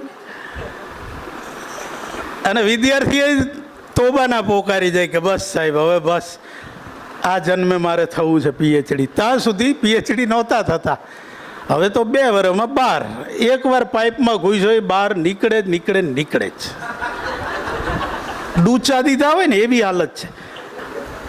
જે આવ્યો ને રજીસ્ટર્ડ થઈ ગયો ને એટલે મને તરત દેખાય ડૉક્ટર ફલાણા. વચ્ચે શું કર્યું ભગવાન જાણે. દર 6 મહિને આરઆરસી મળે. અમે એમને પ્રશ્નો પૂછી, એને શરમ ના આવે, ગાઈડને શરમ ના આવે. અદ્ભુત ચાલે. તો પછી તમારા કામને વ્યાખ્યાયિત કરો છો. વ્યાખ્યાયિત કરવાની જાણે પ્રક્રિયા જ આપણે ભૂલી ગયા છીએ. તમારા કામને પોતાની એક ઓળખ હોય, એક વ્યાખ્યા હોય. જેમ આનાથી આપણે ઓળખાઈએ છીએ, આ શિબિરાર્થી છે, એમ તમારું એવી ટેગ મળવી જોઈએ. તમારા સંશોધનને વ્યાખ્યાયિત કરો કે એનાથી ઓળખાય, આખું સંશોધન ઓળખાય. તો ત્યાં વિશ્લેષણની પ્રક્રિયા આમ તો આપણે જીવનભર આ જ કરીએ છીએ, પણ સંશોધનમાંય કરવાની. બસ વાત આટલી છે. એક પાર્ટ્સને છૂટા પાડવાના છે. મૂળે તો શું છે વિશ્લેષણ એટલે શું? તો કે ઓલાએ જે કોડિંગ કર્યું છે એને ડીકોડ કરવું છે. જે રંગનો ઉપયોગ કર્યો છે, જે રેખાનો ઉપયોગ કર્યો છે, જે રેખાને જેટલા અંશે વાળી છે, એ વળાંક પાછળનો સર્જકનો ઉદ્દેશ શું છે? અહીંયા આ કલરના બદલે આ કલરનો ટોન કેમ આવ્યો? આ શેનું પ્રતીક બને છે? એની પાછળ એની મનસા શું છે? અહીંયા કંકુના સૂરજ એટલો શબ્દ કેમ મૂક્યો? કંકુના એક કાઢી નાખો તો બાકી તો વિધાન છે. તો એક માત્ર શબ્દ મૂકવાથી કયો કમાલ સાધાય છે? આ સ્ટ્રક્ચર રચાયું છે. અને એ કંકુના શબ્દથી જ આપણે કેટલા અધ્યાસો તરફ જઈએ છીએ. રાવજીને તો અહીંના ઓળખીએ છીએ આપણે, કારણ કે એમના સાથીઓએ ઘણીવાર આપણને કીધું જ. એટલે તો 500 વર્ષ પછી કોઈ કહેવા નથી આવવાનું. ત્યારે જ એ શબ્દ સાચા અર્થમાં જન્મ લેવાનો છે. અથવા તો ઇંગ્લેન્ડનો કોઈ કવિ જ્યારે આપણે અહીંયા વાંચીએ એના કોઈ રેફરન્સ વિના, ત્યારે જે અર્થ સુધી પહોંચવાના છીએ ને એ કોડિંગ છે. એને ડીકોડ કરતાં શીખવાનું છે. એના સંયોજનને અંકોડાઓને છોડતા શીખવાનું છે. અને એટલી નાજુકાઈથી કે તૂટી ના જાય, કારણ કે આ કળા છે. આ રેડિયો એવો નથી કે એના બધા ભાણિયા છૂટા કરી નાખો ને પછી આપણે જ ગોતતા બેઠા હોય આ ક્યાં લગાડવાનું. આ એવું નાજુક છે કળાની દુનિયા કે એમાં મૂળે તો કળામાં કંઈ તમને ધક્કા મારવા માટે નથી કવિતા લખી કે વાર્તા લખી કે અંતે ચોટ મારે ને આ હા હા હા ચટાકો ઓલી આંબલી મોઢામાં આવી ગયો ને આવે એવું કરવા નથી કર્યું. એ તને કશાક સંવેદન બાજુ લઈ જવા મથે છે, કશાક પ્રસંગ બાજુ, સંકેત બાજુ, કશીક એવી બાજુ જે એને લાધી હતી. એ એનું સત્ય છે, એનું પોતાનું એક વિશ્વ છે અને એમાં તમને એન્ટર કરાવવા માગે છે. એટલે એની શરતે જવાનું છે. એના નાજુક સંયોજનને એવી જ નાજુકાઈ સાથે ડીકોડ કરવાનું છે. નહીતર તો તમે નાજુક રચનાઓની શું હાલત કરી નાખીએ. આ મહત્વ છે વિશ્લેષણનું. એ વિશ્લેષણ જ્યારે આપણે યોગ્ય રીતે, એ યોગ્ય નહીં થાય તો આ પાછું પેલું જ છે, રેડિયો ખોલી તો નાખ્યો, ફિટ કઈ રીતે કરશું? અને મોટા ભાગે આવું થાય છે. નબળું ત્યાં જ પડી જવાતું હોય છે, કારણ કે આપણે સાઈડમાં દોરવાઈ જતા હોય છે. એને એટલે તો સમાન ધર્માય કીધો છે ને આપણે ત્યાં. ભાવકનું મૂલ્ય કેટલું કર્યું. જેમ સર્જકની કાર્યત્રી શક્તિ એમ જ ભાવયત્રી શક્તિને મહત્વ આપ્યું. એ જ લેવલે બેઠો છે. એવું નથી કે હું તને નીચે સંબોધું છું, જરાય નહીં. આપણી તો આમે ઉપનિષદની પરંપરા છે. સાથે બેસવાનું છે ને સાથે ચર્ચવાનું છે. સર્જક નહીં, આપણે એ લેવલે વિચારીએ છીએ. એટલે બહુ સીધી વાત છે. આપણે હવે ભલે હેઠે ઉતરીએ, બિચારાને સમજાશે નહીં ને. એટલે આખું હવે તો એક પુસ્તકે આખું નથી મૂકતા, સિલેક્ટેડ પોએમ્સ. વાહ! અભ્યાસક્રમમાં નરસિંહ પદ એમ ટાઇટલ આપે, પદ્ય મધ્યકાલીન કૃતિનો અભ્યાસ, પછી ઉદ્દેશો લખે, સિદ્ધ શું કરવું એ લખે, બધું લખવાનું તો છોકરાને ખબર પડે ને. એટલે એ લખે ને પછી નરસિંહના પદ બધા નહીં વાંચવાના. માનો કે અનંતરાયનું મૂક્યું તો એમાંથી 12 પદનો અભ્યાસ. વાહ! 8 નવલકથા આવતી અમારે એક વર્ષમાં ભણવાની, એક પેપરમાં. તમને એક પૂરી નવલકથા નથી દેતા. પાતળું કરતા જઈએ છીએ અને ગુણવત્તા વધારવાના નામે ઘણું બધું કરી રહ્યા છીએ. પણ આપણે જ્યારે હવે એ બધામાંથી પર થઈ ગયા ને સંશોધનમાં આવ્યા, ત્યારે આવું પાતળું ના થઈ જાય, આપણું અર્થઘટન પાતળું ના રહી જાય, એ જોવાની જવાબદારી આપણી રહે છે. આ જે બીજું છે ને એનું મહત્ત્વ આપણે કોણ જાણે કેમ નથી કરતા. પેલું તો સમજી ગયા, કૃતિલક્ષી તુલના, એ તો બધું નિષ્કર્ષે તે એમાં મારે કહેવું છે. શું કે ખબર છે? આ કૃતિમાં ભારતીય મૂલ્યો પ્રગટા છે. આ ગ્રીક કૃતિ છે. ગ્રીકની કૃતિ હોય ને તો એમાં ભારતીય મૂલ્ય શોધવાનું હોય. અહીંયા તો અરબી સમુદ્રમાં પાણી, અલા એ જ હોય ને. ભારતની કૃતિમાં ભારતીય મૂલ્ય નહીં હોય તો બીજું કયું હશે? તો એ શું સંશોધન કર્યું? જય હો! હવે તમે બધા સમજી ગયા હશો હું શું કહું છું. હું જ કહું કે વાહ નરેશભાઈ, શું યાર અદ્ભુત બોલો છો તમે. બહુ હસાવો, બહુ, અમને તો મજા કરાવી દો. તમે આજે શર્ટ પહેર્યો ને બહુ સરસ. આ સંશોધન ના કહેવાય, આ ના કહેવાય. આ જીવતા જગતિયા કરાય? આપણે ના કરવાના હોય, એ કરશે બીજા. અહીંયા પહોંચવાનું હોય અને પાત્ર બનવાનું હોય. આપણે આમાં પડી ગયા છીએ. આ રમત બહુ જ ખરાબ માર્ગે જઈ રહી છે અને એનું બહુ નુકસાન થવાનું છે. ભારતીય વસ્તુ એને વાંધો નથી, એના મૂલ્યો છે, એને જો સમજો તો કોઈ વાંધો નથી. પણ એટલે આવી વાત કરવાની, તુલસી ક્યારો ભારતમાં જ હોય ને, બ્રિટનમાં થોડો તુલસી ઉગે, ત્યાં ક્રિસમસ ટ્રી જ ઉગે, ત્યાંનું વેધર જુદું છે. તો તુલસી આપણો મૂલ્યમાં આવે જ આવે, એમાં મોટી વાત છે. કોઈનું માનવને પાણી પાય, રોટલો ખવડાવે તો ના ખવડાવે? એક પ્રાણીએ એ ને બીજાને ખવડાવે મળતું હોય તો, એ માનવ મૂલ્યો છે. સમજ્યા? પરિસ્થિતિ મુજબ હોય, યુદ્ધની પરિસ્થિતિ હોય તો ટુકડો લઈ લે કોકનો, મારી નહીં. તે મૂલ્ય બદલાઈ જાય, સમય સંજોગો, આ વાત નહીં તે સમજવાની. એકદમ ઝીકાઝીક નહીં કરવાની, પ્રવાહમાં નહીં તણાઈ જવાનું. મેં કીધું ને, આમ કાંઠો પકડતા તો શીખવું જ પડશે. સંશોધક કાંઠે ઊભો રહીને થાય, હોડકામ બેહીને કોઈ દી સંશોધન ના થાય, પતી જાય. તો એ કર્તા સૂચિ, કૃતિ સૂચિ, વિભાવના, આ બધું ટેકનિકલ છે, એ સમજવું ખાલી જરૂરી નથી, એપ્લાય કરવું એ જરૂરી છે. તમે સંશોધન કરો અને પાછળ કોઈ સંદર્ભ નોંધ ના હોય તો એ અપરાધ છે ભાઈ. તને કયો તું સાધુ થઈ ગયો, તારા મગજમાં અચાનક બધું આવ્યું? તમને પ્રતિભાવ આવે, અનુભવ આવે, સમર્થનની દલીલ હોય, વિરોધની દલીલ હોય, અને ત્રીજું હોય તમારું પોતાનું અર્થઘટન હોય, હું સ્વીકારું છું. પણ પેલા બેથી હું આ અલગ છું એટલું તો આમાં બતાવો. અને એના માટેના રેફરન્સ નોંધ, એ નોંધવાના આંતરરાષ્ટ્રીય નિયમો છે. કોક દીક તો કોમ્પ્યુટર પકડ, હવે તો અભણ ગણાઈશું નહીં પકડીએ તો. અને એમાં બહુ ઇઝી છે. તમે જે પુસ્તક વાંચો એનું ઇનર પેજ લખો. તમારા રેફરન્સ નામનું છે ને, વર્ડમાં જજો, રેફરન્સ નામનું એક ટેબ છે, એને ખોલશો ને, તમે જે વાંચો, ક્યારે વાંચ્યું, બધું એમાં નોંધ થઈ જશે. એકવાર નોંધ કરો, આખી જિંદગીની ફૂટનોટ તૈયાર. એક ક્લિક ઉપર તમારે કર્તા સૂચિ જોઈ તરત મળી જાય, કૃતિ સૂચિ જોઈ તરત મળી. અલા, હવે હાવ ઇઝી છે. આ બધી વાત જ ના કરવાની હોય એવી પ્રાથમિક શાળાની વાત કહેવાય. પણ કમનસીબી એ આમને પૂછો, આમના જે રેફરી હતા એ બહુ ઓછા સંશોધન પત્રોમાં મેથોડોલોજી અનુસાર કામ થયું હતું. એવું ના ચાલે. એ કેમ કરવાનું છે? તો પાછળવાળા માટે રસ્તો પ્રશસ્ત કરીએ છીએ. કેડીએ તમે જ્યાં હેરાન થયા છો ને, એટલીસ્ટ એ સંશોધક એટલો તો હેરાન ના જ થવો જોઈએ એ બાબતે. તો એટલે પાછળ રસ્તો કરતા આવવાનું છે.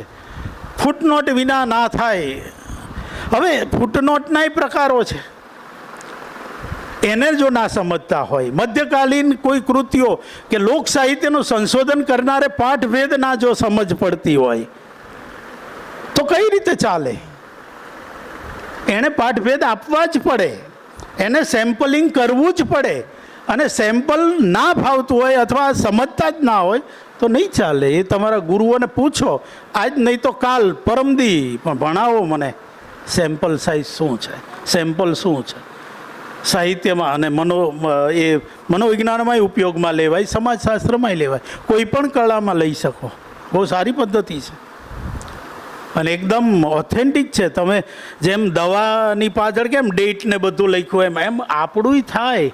કાલે કોક જો ઉપર કરે ને બારકોડ ચેક કરવા તો આપણું બધું દેખાવે. અને શરમ એટલે આવવી જોઈએ કે આ તમારો એક કે એકનો થીસીસ શોધ ગંગા ઉપર પડ્યો છે. આજે તો બધી બિલાડીઓ આંખ બંધ કરીને બેઠી છે, પણ આવનારી પેઢી બેસવાની નથી. એ તો એના માર્ગદર્શકનું નામે દેખાવાનું છે. કઈ હુયાણીઓ હારે હતી એના નામે દેખાવાના છે. અને સંશોધકો દેખાવાના જ છે. અને તેથી જે શરમ આવશે તમારા છોકરાઓને કે બાપા આવું કરીને ગયા, કે માએ આવું કર્યું હતું. અમે તો એને પૂજતા હતા હુર્ધન ગણીને. એણે તો કે ડાકુઓને નહીં આવાને પતાવી દીધા હતા બિચારા ઋષિઓને. આવું ના થાય એ ચેતવા જેવું છે, એ ચેતવા જેવું છે. તો આ બધું જરૂરી છે. પાદ નોટ, એન્ડ નોટ પ્રકરણના અંતે કે તમારા સંશોધનમાં એન્ડ નોટ રૂપે કઈ રીતે આવે, આ બધાનું પાછું પુસ્તકોમાં છે. આપણે ત્યાં ઘણાય ચર્ચા કરી. તમને હવે તો ચેટ જીપીટી એ બિચારું ગુજરાતીમાં કરીને આપે બધું જ, આંતરરાષ્ટ્રીય નિયમો નહીં તે. એનો ઉપયોગ કરો, ભલે પાણી વપરાઈ જાય તો વપરાઈ જાય, પછી કરશો. પાઠાંતર નોંધ, જે પ્રકારનું લોકવિદ્યાને લઈને અત્યારે સંશોધન ચાલ્યું છે. અને જાહેરમાં એક રમણીકભાઈને કહું કે દરેક પાસે મૌલિક હોવાનું અને અમારા જેવા પાસે લાઇસન્સ હોય છે પ્લેગિયરિઝમનું, એ ચેક કરાવજો જ. એટલે ભવિષ્યમાં તમે જે પણ આપો એ પ્લેગિયરિઝમ 10%થી જો વધારે આવે તો એને આપણે ઘરે જઈને આપી આવશું પાછું, કે ફરી લખ, આવતા શિબિરમાં ફરી લખજે, બરાબર. પણ જેટલું કરીએ ને કોન્ક્રીટ, બરાબર. તો આ એક વાતને ધ્યાનમાં રાખજો. સજ્જતા બૌદ્ધિક, તો આવું લખાય નહીં પણ તોય લખ્યું, બૌદ્ધિક ઓજારોથી સજ્જ હોવો જોઈએ. હા, કેટલું છે કે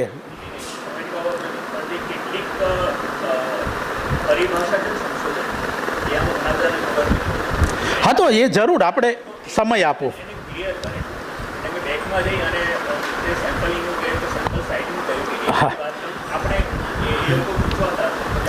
એટલે મને મારા મગજમાં એમ હતું કે પહેલાં વ્યાપ દઈ દો, પણ કંઈ નહીં, આ છેલ્લું રાખું, આમાં હવે એડ નહીં કરું.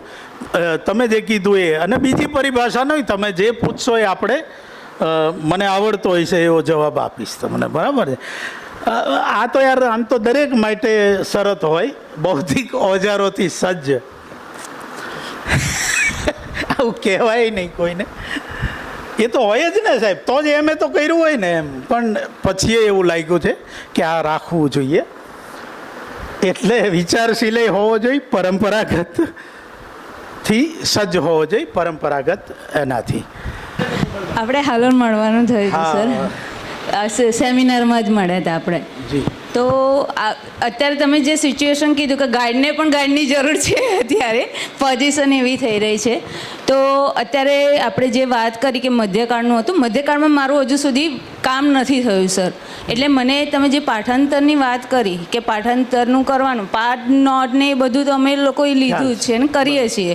કેમ કે અમારા જે હતા ગાઈડ એ બહુ પોતે પણ સજ્જ હતા, એટલે અમને પહેલેથી હા, એટલે અમને લોકોને રેડી કરી દીધા છે એમાં. હા, પણ આ મધ્યકાળમાં પાઠાંતરનું બીજાને આને લગતા કંઈ હોય તો પૂછી જ લો, એટલે એક સાથે વાત કરું. 3-4 પ્રશ્નો લઈ લઈએ અને સાથે આપણે વાત કરીએ. એટલે તમારો પ્રશ્ન રાજભાઈ, એક પાઠાંતર વાળું હું યાદ રાખું છું, પછી બીજું. હા, બોલો રાજેશ. નમસ્કાર. હા હા હા હા, એ કહી દો. ચાલો, પાઠાંતર, સેમ્પલિંગ એક સાથે જોડાયેલો જ છે પ્રશ્ન. ચાલો બીજા. સાહેબ, સંશોધન એટલે શું એવું પૂછાય. એન્ડ નોટ કહો, પછી કોઈ 3. હા, બોલો ને સાહેબ. શું? ચલ. અચ્છા, ચાલો, એ બીએડ વાળા આવ્યા છે એટલે. ચલ અને અચલ એ આમ તો છે ને, સાચું કહું તો હું તો મારા થોડાક વિદ્યાર્થીઓ છે અહીંયા જે જતા હોય ને બીએડમાં, એને જો વાહે પડાય ને ચપ્પલ લઈને તો હું પડું છું. સોરી, હું નથી જવા દેતો, કારણ કે એ છે ને ટોટલી માઇન્ડ વોશ કરી નાખે છે. બીએડની આપણી જે સિસ્ટમ છે એ એટલા ટિપિકલ સ્ટાઇલથી ભણાવે છે ને, એટલી એની પરિભાષાઓ પહેલાં લઈ જાય છે. એ મોટાભાગે સર્વે લક્ષીને એમાંથી કેટલુંક વેરિયેબલ અને નોન વેરિયેબલ એને લઈ અને ચલ અચલની વાત એમાં છે, એટલું કહીશ. પણ બાકીનાને એ લાગુ નહીં પડે, એટલે એમાં જાજુ નથી જતો. હવે વાત કરું, પહેલું જે પાઠાંતરનું એમણે કીધું, એની શરૂઆત સેમ્પલથી થાય છે. એટલે પહેલો પ્રશ્નનો જવાબ આગળ જઉં છું. સેમ્પલ એ આમ બેઝિકલી કેવી છે કે માનવ વિદ્યાઓમાં, અને ખાસ કરીને ફ્રોઈડ, અને બીજી બાજુ આપણો શું નામ સમાજ, એ તો ખરા નહીં, હા માર્ક્સ. આ બંને મારે આગળ વાત કરવાનો મોકો ના મળ્યો કારણ કે સમયની ફ્રેમ બંધાયેલી છે. પણ આ બે મનીષીઓનો એવો પ્રભાવ છે, એકે ઇનરને ચેન્જ કરી નાખ્યું, વિચારવાની પેટર્નને, જેણે મગજના 3 ભાગો બતાવ્યા, તમે સૌ જાણો છો. અને માનવ ચિત્તમાં કેવી રીતે ઈડ ને ઈગો કામ કરે છે એની વાત પણ, જેની વાત કનુભાઈ વારંવાર કરતા હતા એમની વાતમાં એ. તો આ બે, અને પેલા એ સમાજની સંરચનાને કઈ રીતે કે જે બેઝિકલી ઉત્પાદક છે, જ્યાંથી ઓરિજિનલ પ્રોડક્ટ આવે છે, એ ખેડૂ હોય, મજૂર હોય. શેઠ છે ને કારખાનું નાખે છે, પણ પ્રોડક્ટ કોણ લાવે છે બહાર? મજૂર લાવે છે. આને જ્યારે સેન્ટરમાં લાવ્યો, માર્ક્સના મૂળમાં તમે જુઓ ને તો અર્થશાસ્ત્ર છે, એ સમાજશાસ્ત્ર નથી, અર્થશાસ્ત્ર છે. તો અર્થને નજરમાં રાખીને એણે શું કીધું કે પ્રોડક્ટ આ બિચારો આ કરે છે, જે મજૂર છે. જૂતા કોણ બનાવે છે? તારી સુરક્ષાનું ધ્યાન કોણ રાખે છે?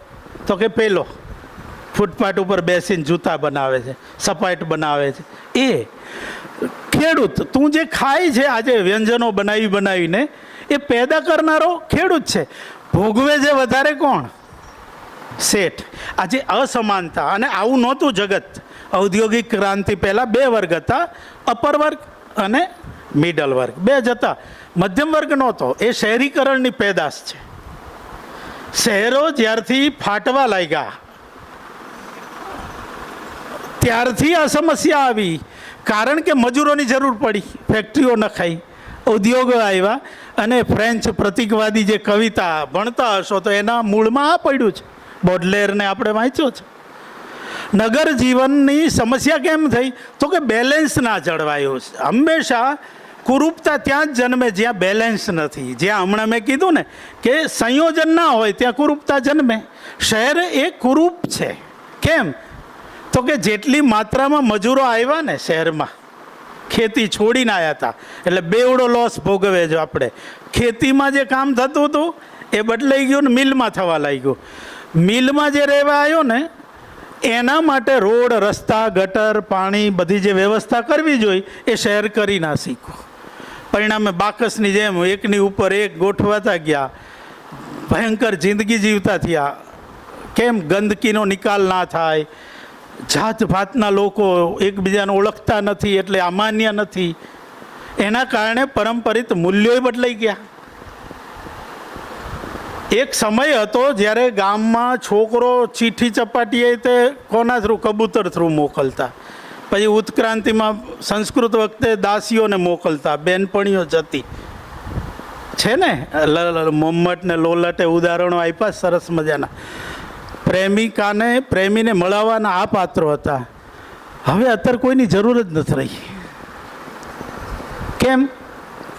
તો કે અમારે સુરતમાં, અહીંયા તો હજી નાનું છે ગારિયાધાર, પણ સુરતમાં જુવાન છોકરી મોઢે દુપટ્ટો બાંધી દે ને, પછી હગા બાપને પૂછે ને કે બોલો લો ગાર્ડન ક્યાં આવ્યું, તો બાપાને ખબર ના પડે કે હું કોને રસ્તો બતાવું છું. એટલા એકબીજાથી અજાણ્યા થઈ ગયા છીએ, એટલી દિવાલો છે. એના કારણે મૂલ્યો કેટલા તૂટ્યા એ વિચાર્યું આપણે? શહેરીકરણની સૌથી વરવી બાજુ જે જન્મી છે ને એ આ છે. એકબીજાને નથી ઓળખતા, નથી એકબીજા ઉપર વિશ્વાસ, અને એના કારણે જે જીવનશૈલી વિકસી એ બહુ જ કુરૂપ છે. આમાં વાત આવી સેમ્પલની. સેમ્પલ એટલે શું? સીધી વાત છે કે અહીંયા હું આજે દાખલા તરીકે ફોર્મ ભરાવશે, તમને દીધું ને કાલે ફોર્મ, એમાં તમને પૂછશે ફીડબેક ફોર્મ જેને કહેશું. એમાં ભોજન વિશે અભિપ્રાય, રહેવાની વ્યવસ્થા વિશે, વક્તાઓ કોને સાંભળવા ઈચ્છો છો, કોને કોઈ દી નહીં, કોને કોક વાર, કોને ઊંઘતા પહેલાં પછી.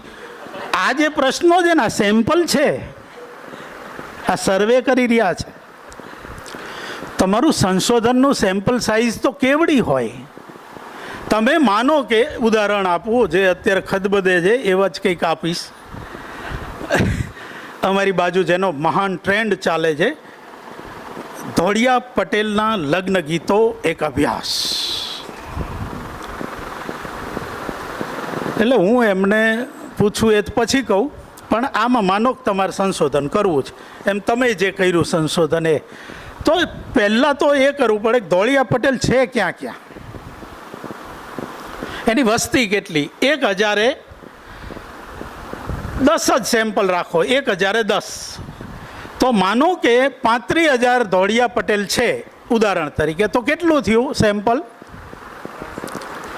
એટલા જણાની તો એટલીસ્ટ તમારે મુલાકાત લેવાની જ, એટલાનું પાસે તો એ ફોર્મ ભરાવાનું જ. સાયકોલોજી થોડું કંઈ જાણતા હશે એમને ટીવાયમાં ને એમએમાં આવે પ્રેક્ટિકલ, બરાબર ને? એનું પાત્ર બનીને જાવું ક્યારેક, દરેક વારે ના માનવું કે હું સ્વસ્થ છું, બનવાનું પાત્ર એના, તો મજા આવે. એ જે પ્રશ્નો પૂછે ને એવી પ્રશ્નોત્તર આપણી તૈયાર હોય.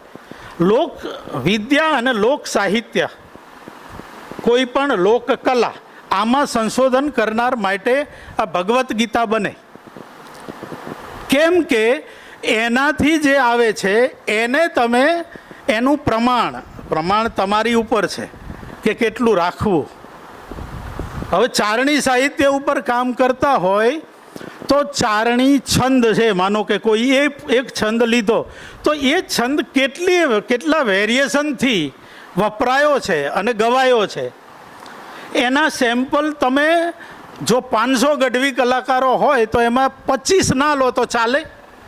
એક કીર્તિભાઈને મળ્યા ને બોલાવી દીધો, લો તમે ગાઓ. જીતુદાનને મળ્યા ને કહી દીધું કે તમે આ રાગ કઈ રીતે ગાઓ છો, એ ગાઈને બતાવે, રેકોર્ડ કરી લીધું, ઘરે આવીને ટપકાઈ દીધું, નોંધ કરી, થઈ ગયા ડૉક્ટર. ના, નહીં. તમારે 500 કલાકાર હોય ને તો એટલીસ્ટ 25ના લેખિતમાં આ જવાબો લેવાના, એનું વેરિએશન કાઢવાનું કે આ 25માંથી 5 આ કહે છે, 5 આના ઉપર ભાર મૂકે છે અને 5 છેલ્લે આનો અસ્વીકાર કરે છે. જે આવે એને તમે જ્યારે વર્ગીકરણ કરો છો ત્યારે જે મળે છે ને એને કહેવાય સેમ્પલ સાઇઝ. ખ્યાલ આવ્યું? એનો રેશિયો હોય નક્કી. કોઈ પણ ચિત્રની શૈલી તમે 2 ચિત્ર જોઈને નક્કી ના કરી શકો કે આ રજપૂતાના શૈલી છે કે આ પહાડી કે આ બંગાળી. એના માટે તમારે હજારો ચિત્રોના સેમ્પલ જોયા હોવા જોઈએ, તો તમે એનું ડિટેલિંગ પકડી શકો કે ભાઈ એની આંખ અહીંયા જ આવશે, અને આંખ વીંચીને કહી શકો પછી જ્યારે 1001મું ચિત્ર જુઓ ને કે આ શૈલીનું, અને એમાં ક્યાં ચેન્જ કર્યો. વૈયક્તિક આઈડેન્ટિટી મહત્ત્વની છે શૈલીમાં. વર્ણિકમાં જે મારન કનુભાઈને જુદું પડ્યા અહીંયા, એ વર્ણિકનો એક અર્થ એ પણ થાય છે તૈયાર વૃત્તાંતો. અને આપણે ભારતીય ચિત્ર હોય કે બીજી કળાઓ હોય એની આ વિશેષતા રહી છે, એને કેટલીક પેટર્ન તૈયાર જ સ્વીકારવાની, એમાં લપ નહીં કરવાની. બુદ્ધ બનાવો એટલે એમના વાળ ને મુદ્રા, ચહેરો આ જ હોય, એ વર્ણિકમાં આવે છે. એમ તમે પ્રેમાનંદ હોય કે શામળ હોય કે બીજો કવિ હોય ને, વનનું વર્ણન કરે, હિરોઈનનું વર્ણન કરે તો એની આંખો આવી જ હોય, હરણી જેવી જ હોય. ખ્યાલ આવ્યો? કોઈની ઘુવડ જેવી નહીં લખવાની. ઘુવડ લખે તો એ શું થયો? સર્જકીય બદલાવ થયો. એની ના છે. આ વર્ણિકનો એક અર્થઘટન છે, અને રંગોમાં તો છે જ છે.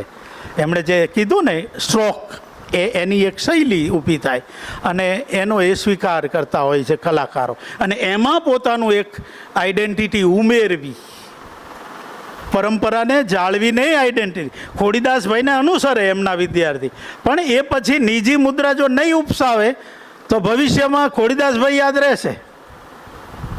ખ્યાલ આવ્યો? આ પણ એટલું જ મહત્ત્વનું છે. તો અને આપણા સાહિત્યમાં તો એટલી હદે આ થતું હોય છે, એને બહુ ધ્યાનથી જોવા જેવું છે. કમનસીબે આપણે ત્યાં ભાષાના સર્જક કર્મ વિશે બહુ ઓછું કામ થાય છે. ખરેખર તો એના ઉપર, એની શૈલીઓ, સ્ટાઇલ, આના ઉપર થતું જ નથી.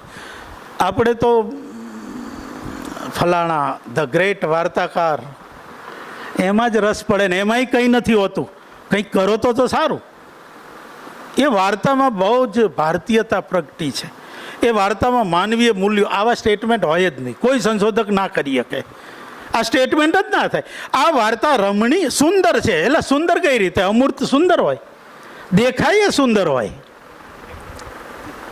સુંદર શબ્દ ગમે એના ઠપકારાય.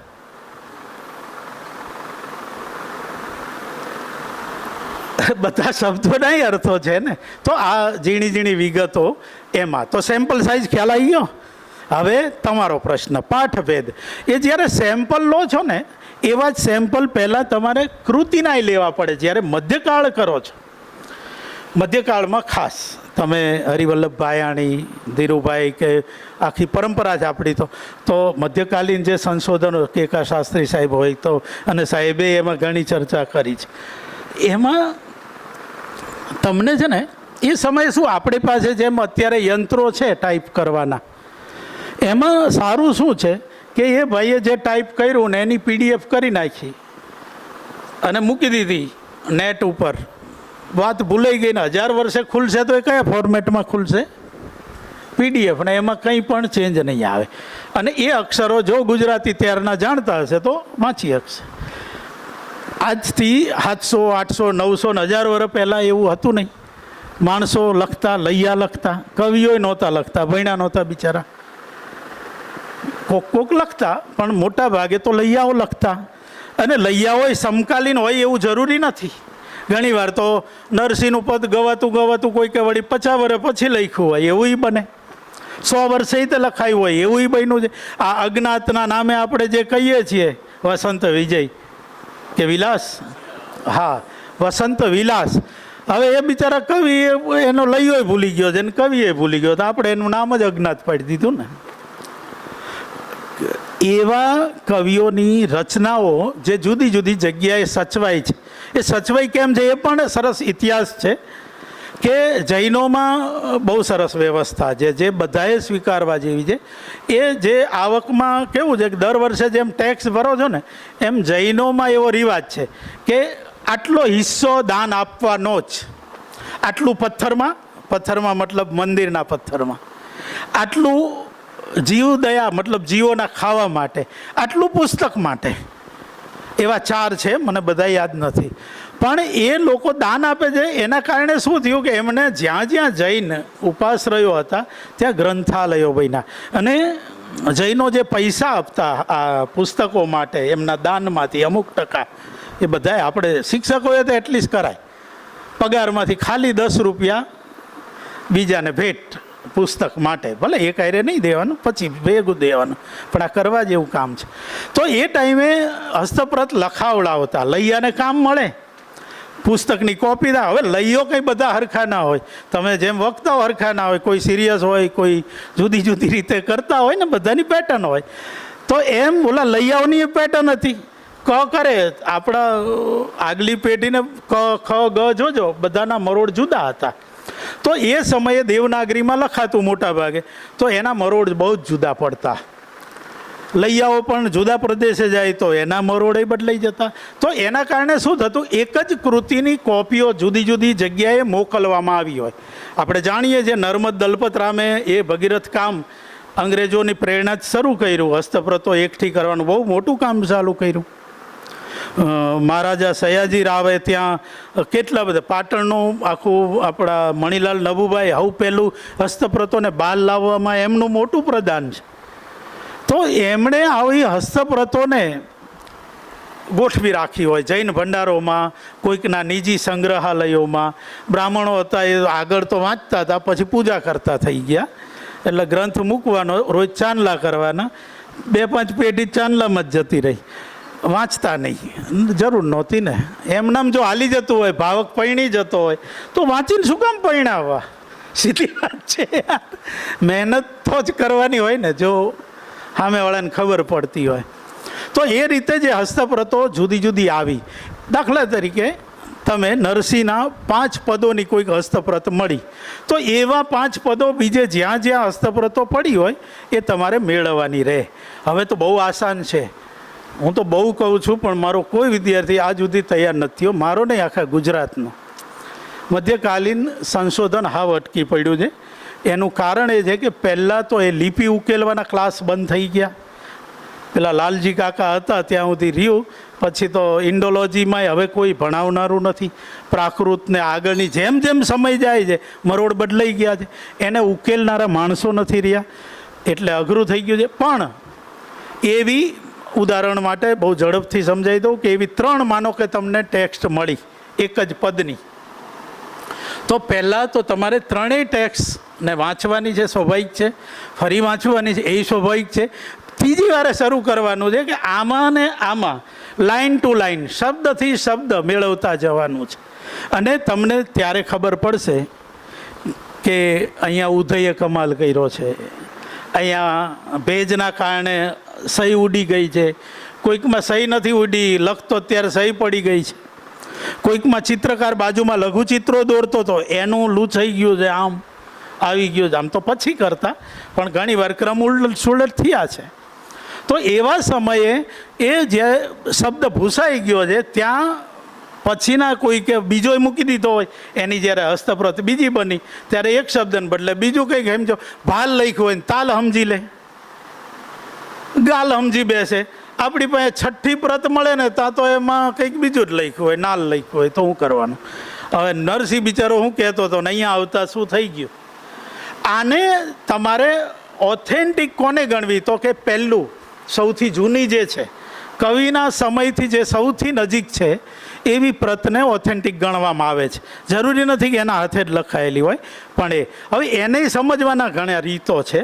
ઘણીવાર લખતા એની ઉપર, ના લખતા હોય તો હવે એમાં તો કંઈ કાર્બન ડેટિંગને આ કંઈ એમાં બધેમાં તો શક્ય નથી કે સમયને કઈ રીતે, પણ બને ત્યાં સુધી ભાષા, લય, મરોડના આધારે સમય નક્કી થતો હતો. અને એમાં જે જૂનું કવિની નજીકનો સમય હોય એને આધાર રાખે અને બીજી પ્રતોને મેળવણું ચાલુ થાય, લીટી દર લીટી. એક શબ્દ આવ્યો છે ગાલ, પછી બીજામાં તાલ છે, ભાલ છે, ગાલ છે.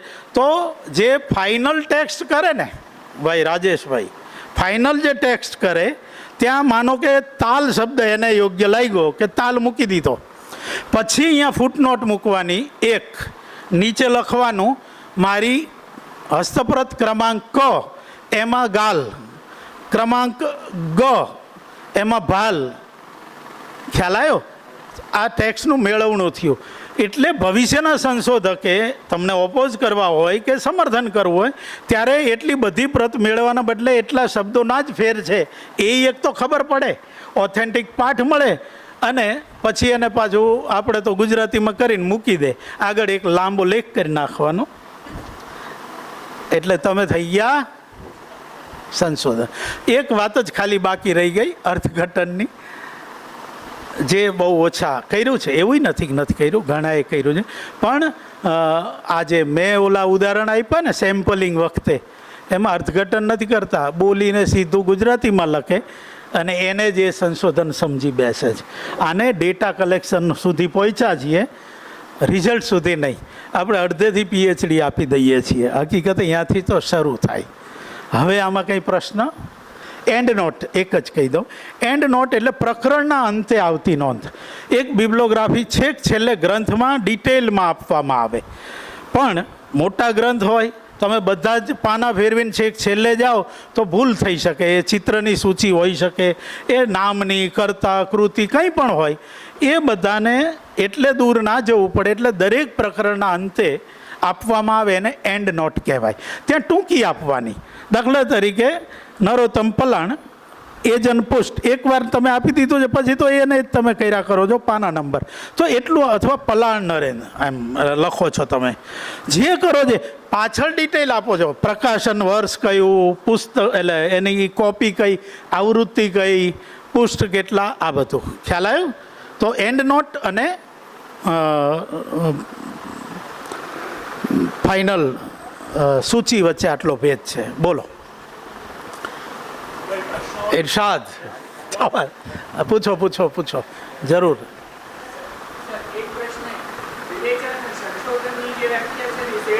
હા, એ બહુ જ સારો પ્રશ્ન પૂછ્યો. વિવેચકો ને સંશોધકો શેરભેર થઈ જાય છે. મેં એવું ના થવું જોઈએ. વિવેચકો એ કેવા છે કે એ સજ્જ ભાવક છે, મૂળભૂત રીતે સજ્જ ભાવક છે, અને એવો ભાવક છે જેને હાયરકીની ખબર પડે છે, આસ્વાદકથી જુદો છે. આસ્વાદક હે ને મુગ્ધપણે કહી શકે, ચોકલેટ મોઢામાં આહા મજા પડી ગઈ, આ આસ્વાદક છે.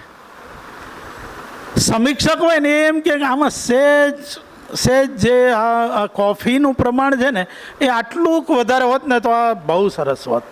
આ સમીક્ષક છે. અને વિવેચક તો એવો છે કે પહેલી ચોકલેટ શોધીને અને આજ સુધી આવીને એમાં આ ક્યાં બેસે છે એ કહી દે. આ વિવેચક છે.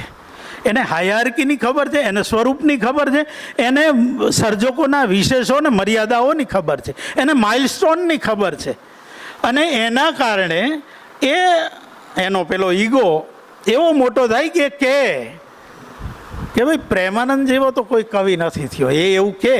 પણ એની સાથે જો બેસે ઓલો સંશોધક અને લાઈન ટુ લાઈન કે જો આ સર્જન અને એની સામે આ સર્જન, બંનેની સર્જકતા ને તપાસો, તો વિવેચક એવું સ્ટેટમેન્ટ કરે, સંશોધક ના કરે. આજે તે એ કરે છે, એ અલગ વાત છે.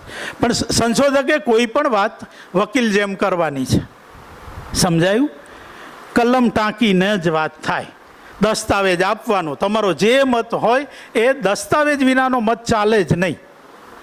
એમાં કોઈ અને જનરલ સ્ટેટમેન્ટ થાય જ નહીં એનાથી. આપણે તો લઘુકથા નવલકથા એનોય ભેદ હજી નથી ખબર, એનોય ભેદ નથી સમજા. હવે એનો તો પુસ્તકો થઈ ગયા છે, અલગ સ્વરૂપ છે, પણ નહીં, જેમ ચાલે જેમ ચલાવો. તો એ જે સંશોધક એવી આળસ ના કરી શકે, વિવેચક કરી નાખે તો એક ટાઈમ ચાલે. વિવેચક બંધાયેલો નથી જવાબ દેવા, એની એક જવાબદારી છે જાતની, પણ સંશોધક બંધાયેલો છે. એ જે તારણ આપે ને એને તો એના લોજિકલ એન્ડ સુધી લઈ જ જવા પડે. બોલો. હા, શેનો કૃતિનો સમય, એ જ વિશ્લેષણ. ડિકોડ કરો તમે, અને ડિકોડ કરવા માટે બધા વાના આવે.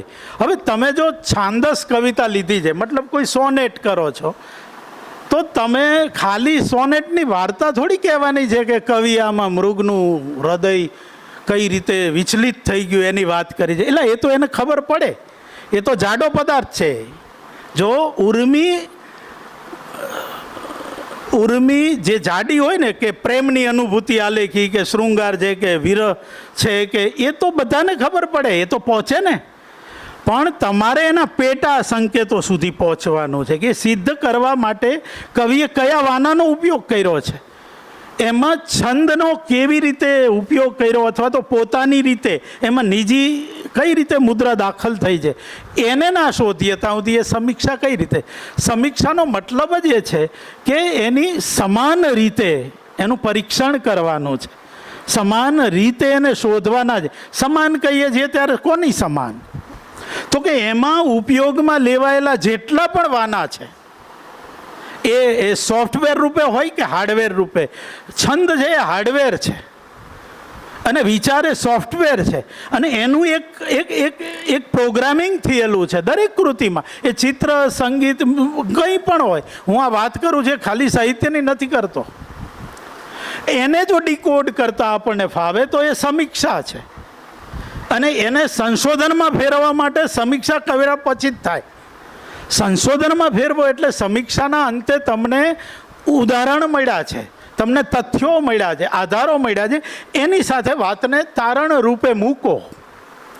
મારું તારણ નંબર 1, આમાં છંદ ભંગ આટલી વાર કર્યો છે. આ અસ્પષ્ટ એવું જાડું તારણ થયું. કેમ? તો કે છંદનું બંધારણ જાડું છે, પણ એમાં વિચારમાં એ જે કહેવા માગે છે એમાં ક્યાંક પદ પૂર્વાર્ધનો ઉપયોગ કરવાથી ચમત્કૃતિ સાધાય છે. શેનાથી સાધી છે એ નથી જો પકડાતું તો તમે એનું વિશ્લેષણ નથી કર્યું, અને જો વિશ્લેષણ નથી કર્યું તો એનો આધાર ઊભો થયો નથી, અને તો આપણી સમીક્ષા ટકતી નથી. તો સમીક્ષા આખરે જ્યાં સુધી લોજિકલ એન્ડ સુધી ના પહોંચે, તાર્કિક અંત સુધી ના લાવીએ અને એના પુરાવાઓ ના આપીએ, ત્યાં સુધી સંશોધન નથી. બાકી રૂપાંતરણ જ કરીએ છીએ. ગઝલની એક પંક્તિ મૂકે અને એમાં કવિ કહે છે કે અલા શું છે, આ તો અનુવાદ કરી દીધો ગદ્યમાં. તમે એ પીએચડી નથી થયા. ગઝલમાં ગઝલિયત ક્યાં છે એમ પૂછે પાછા, આમ બહુ ગંભીરતાથી પૂછે. હોદને પણ ના. તો આ બધી બાબતોને જો આપણે ધ્યાન રાખીએ તો સમીક્ષા એ એન્ડ નથી, એ સંશોધનનો પહેલો નહીં પણ બીજો પડાવ છે. સમીક્ષાથી તમને એવું એવું મળવાનું છે, એના પેંતરા મળશે સર્જકના. સર્જક છે ને એ કિમિયાગર છે. માયા જે શબ્દ આપણે ત્યાં આવ્યો છે ને, અને બહુ વ્યાપક અર્થમાં ને અદ્ભુત છે. બીજી કોઈ સંસ્કૃતિમાં આ રીતે નથી વિચારાયું. એવું અદ્ભુત વાત માયા છે. અને આપણે પહેલેથી કીધો છે ને કે ઈશ્વરનું જ એક રૂપ છે. આપણને કીધું છે. પશ્ચિમમાં એવું જ કીધું કે આ ઈર્ષાથી પ્રેરાઈને કરે છે. સર્જકના સર્જન મતલબ અલ્ટિમેટ જે સર્જક છે ઈશ્વર, એનું જે સૌંદર્ય જોવે છે ને, એનાથી એ સાત્વિક તેજો ભંગ થાય છે. અને એટલે એ આમ ઈગોથી છળી મરે. હું આના કરતાં ડબલ સર્જીશ. તારી દુનિયામાં જે નથી ને એ હું મારી દુનિયામાં લાવીશ. નિયતિકૃત નિયમ રહિતા, એ આ અર્થમાં છે. તો સર્જકને આ રીતે તમે જો જોશો તો ખ્યાલ આવશે કે એમાં જે કંઈ એણે કલા કરી છે. તમે જાદુગરને જોવા જાઓ ત્યારે એનો રસ એમાં જ હોય છે કે એ તમે એની મુદ્રામાં તમે જુઓ. એ હાથ આમ કરે ને તમે હાથમાં જુઓ ને બનતું નીચે હોય અહીંયા, ત્યારે આપણે ઓહો ચકિત થઈ જઈએ. કારણ કે એને જે સંતાડવું છે ને એ એને જ ખબર છે કે મારે શું. કલાકારનું એવું છે. કલાકાર એનો ચિત્રમાં એ જ મેજિકનો ઉપયોગ કરે છે. એ સંતાડે છે પોતાની એની કોર્ડમાં. બધાને ના આવવા દે ટોળે ટોળાને. એના સમાન ધર્મ હોય ને તો જ આવ તને બતાવું મારી પ્રોસેસ. અને એ જે પ્રોસેસ છે ને એ સમીક્ષા. એ સમીક્ષાને સમજવાની છે કે એણે ક્યાં અંકોડા કયા ફિટ કર્યા છે. બધા સર્જકે આવું ના કરતા હોય. મારું ઓવર રીડિંગ એ હોય બની શકે. ઘણા તો કહે છે ને કે ભાઈ મને તો ઈશ્વરે આપ્યું. એમ આપણને ડિગ્રી એ ઘણી વાર ઈશ્વર આપી દેતો હોય છે. ચાલો, નરેશભાઈને શાલ અને સન્માનપત્રથી આપણે નવાજીશું. દાદાને વિનંતી કરું અને કનુભાઈ આપ પણ આવો.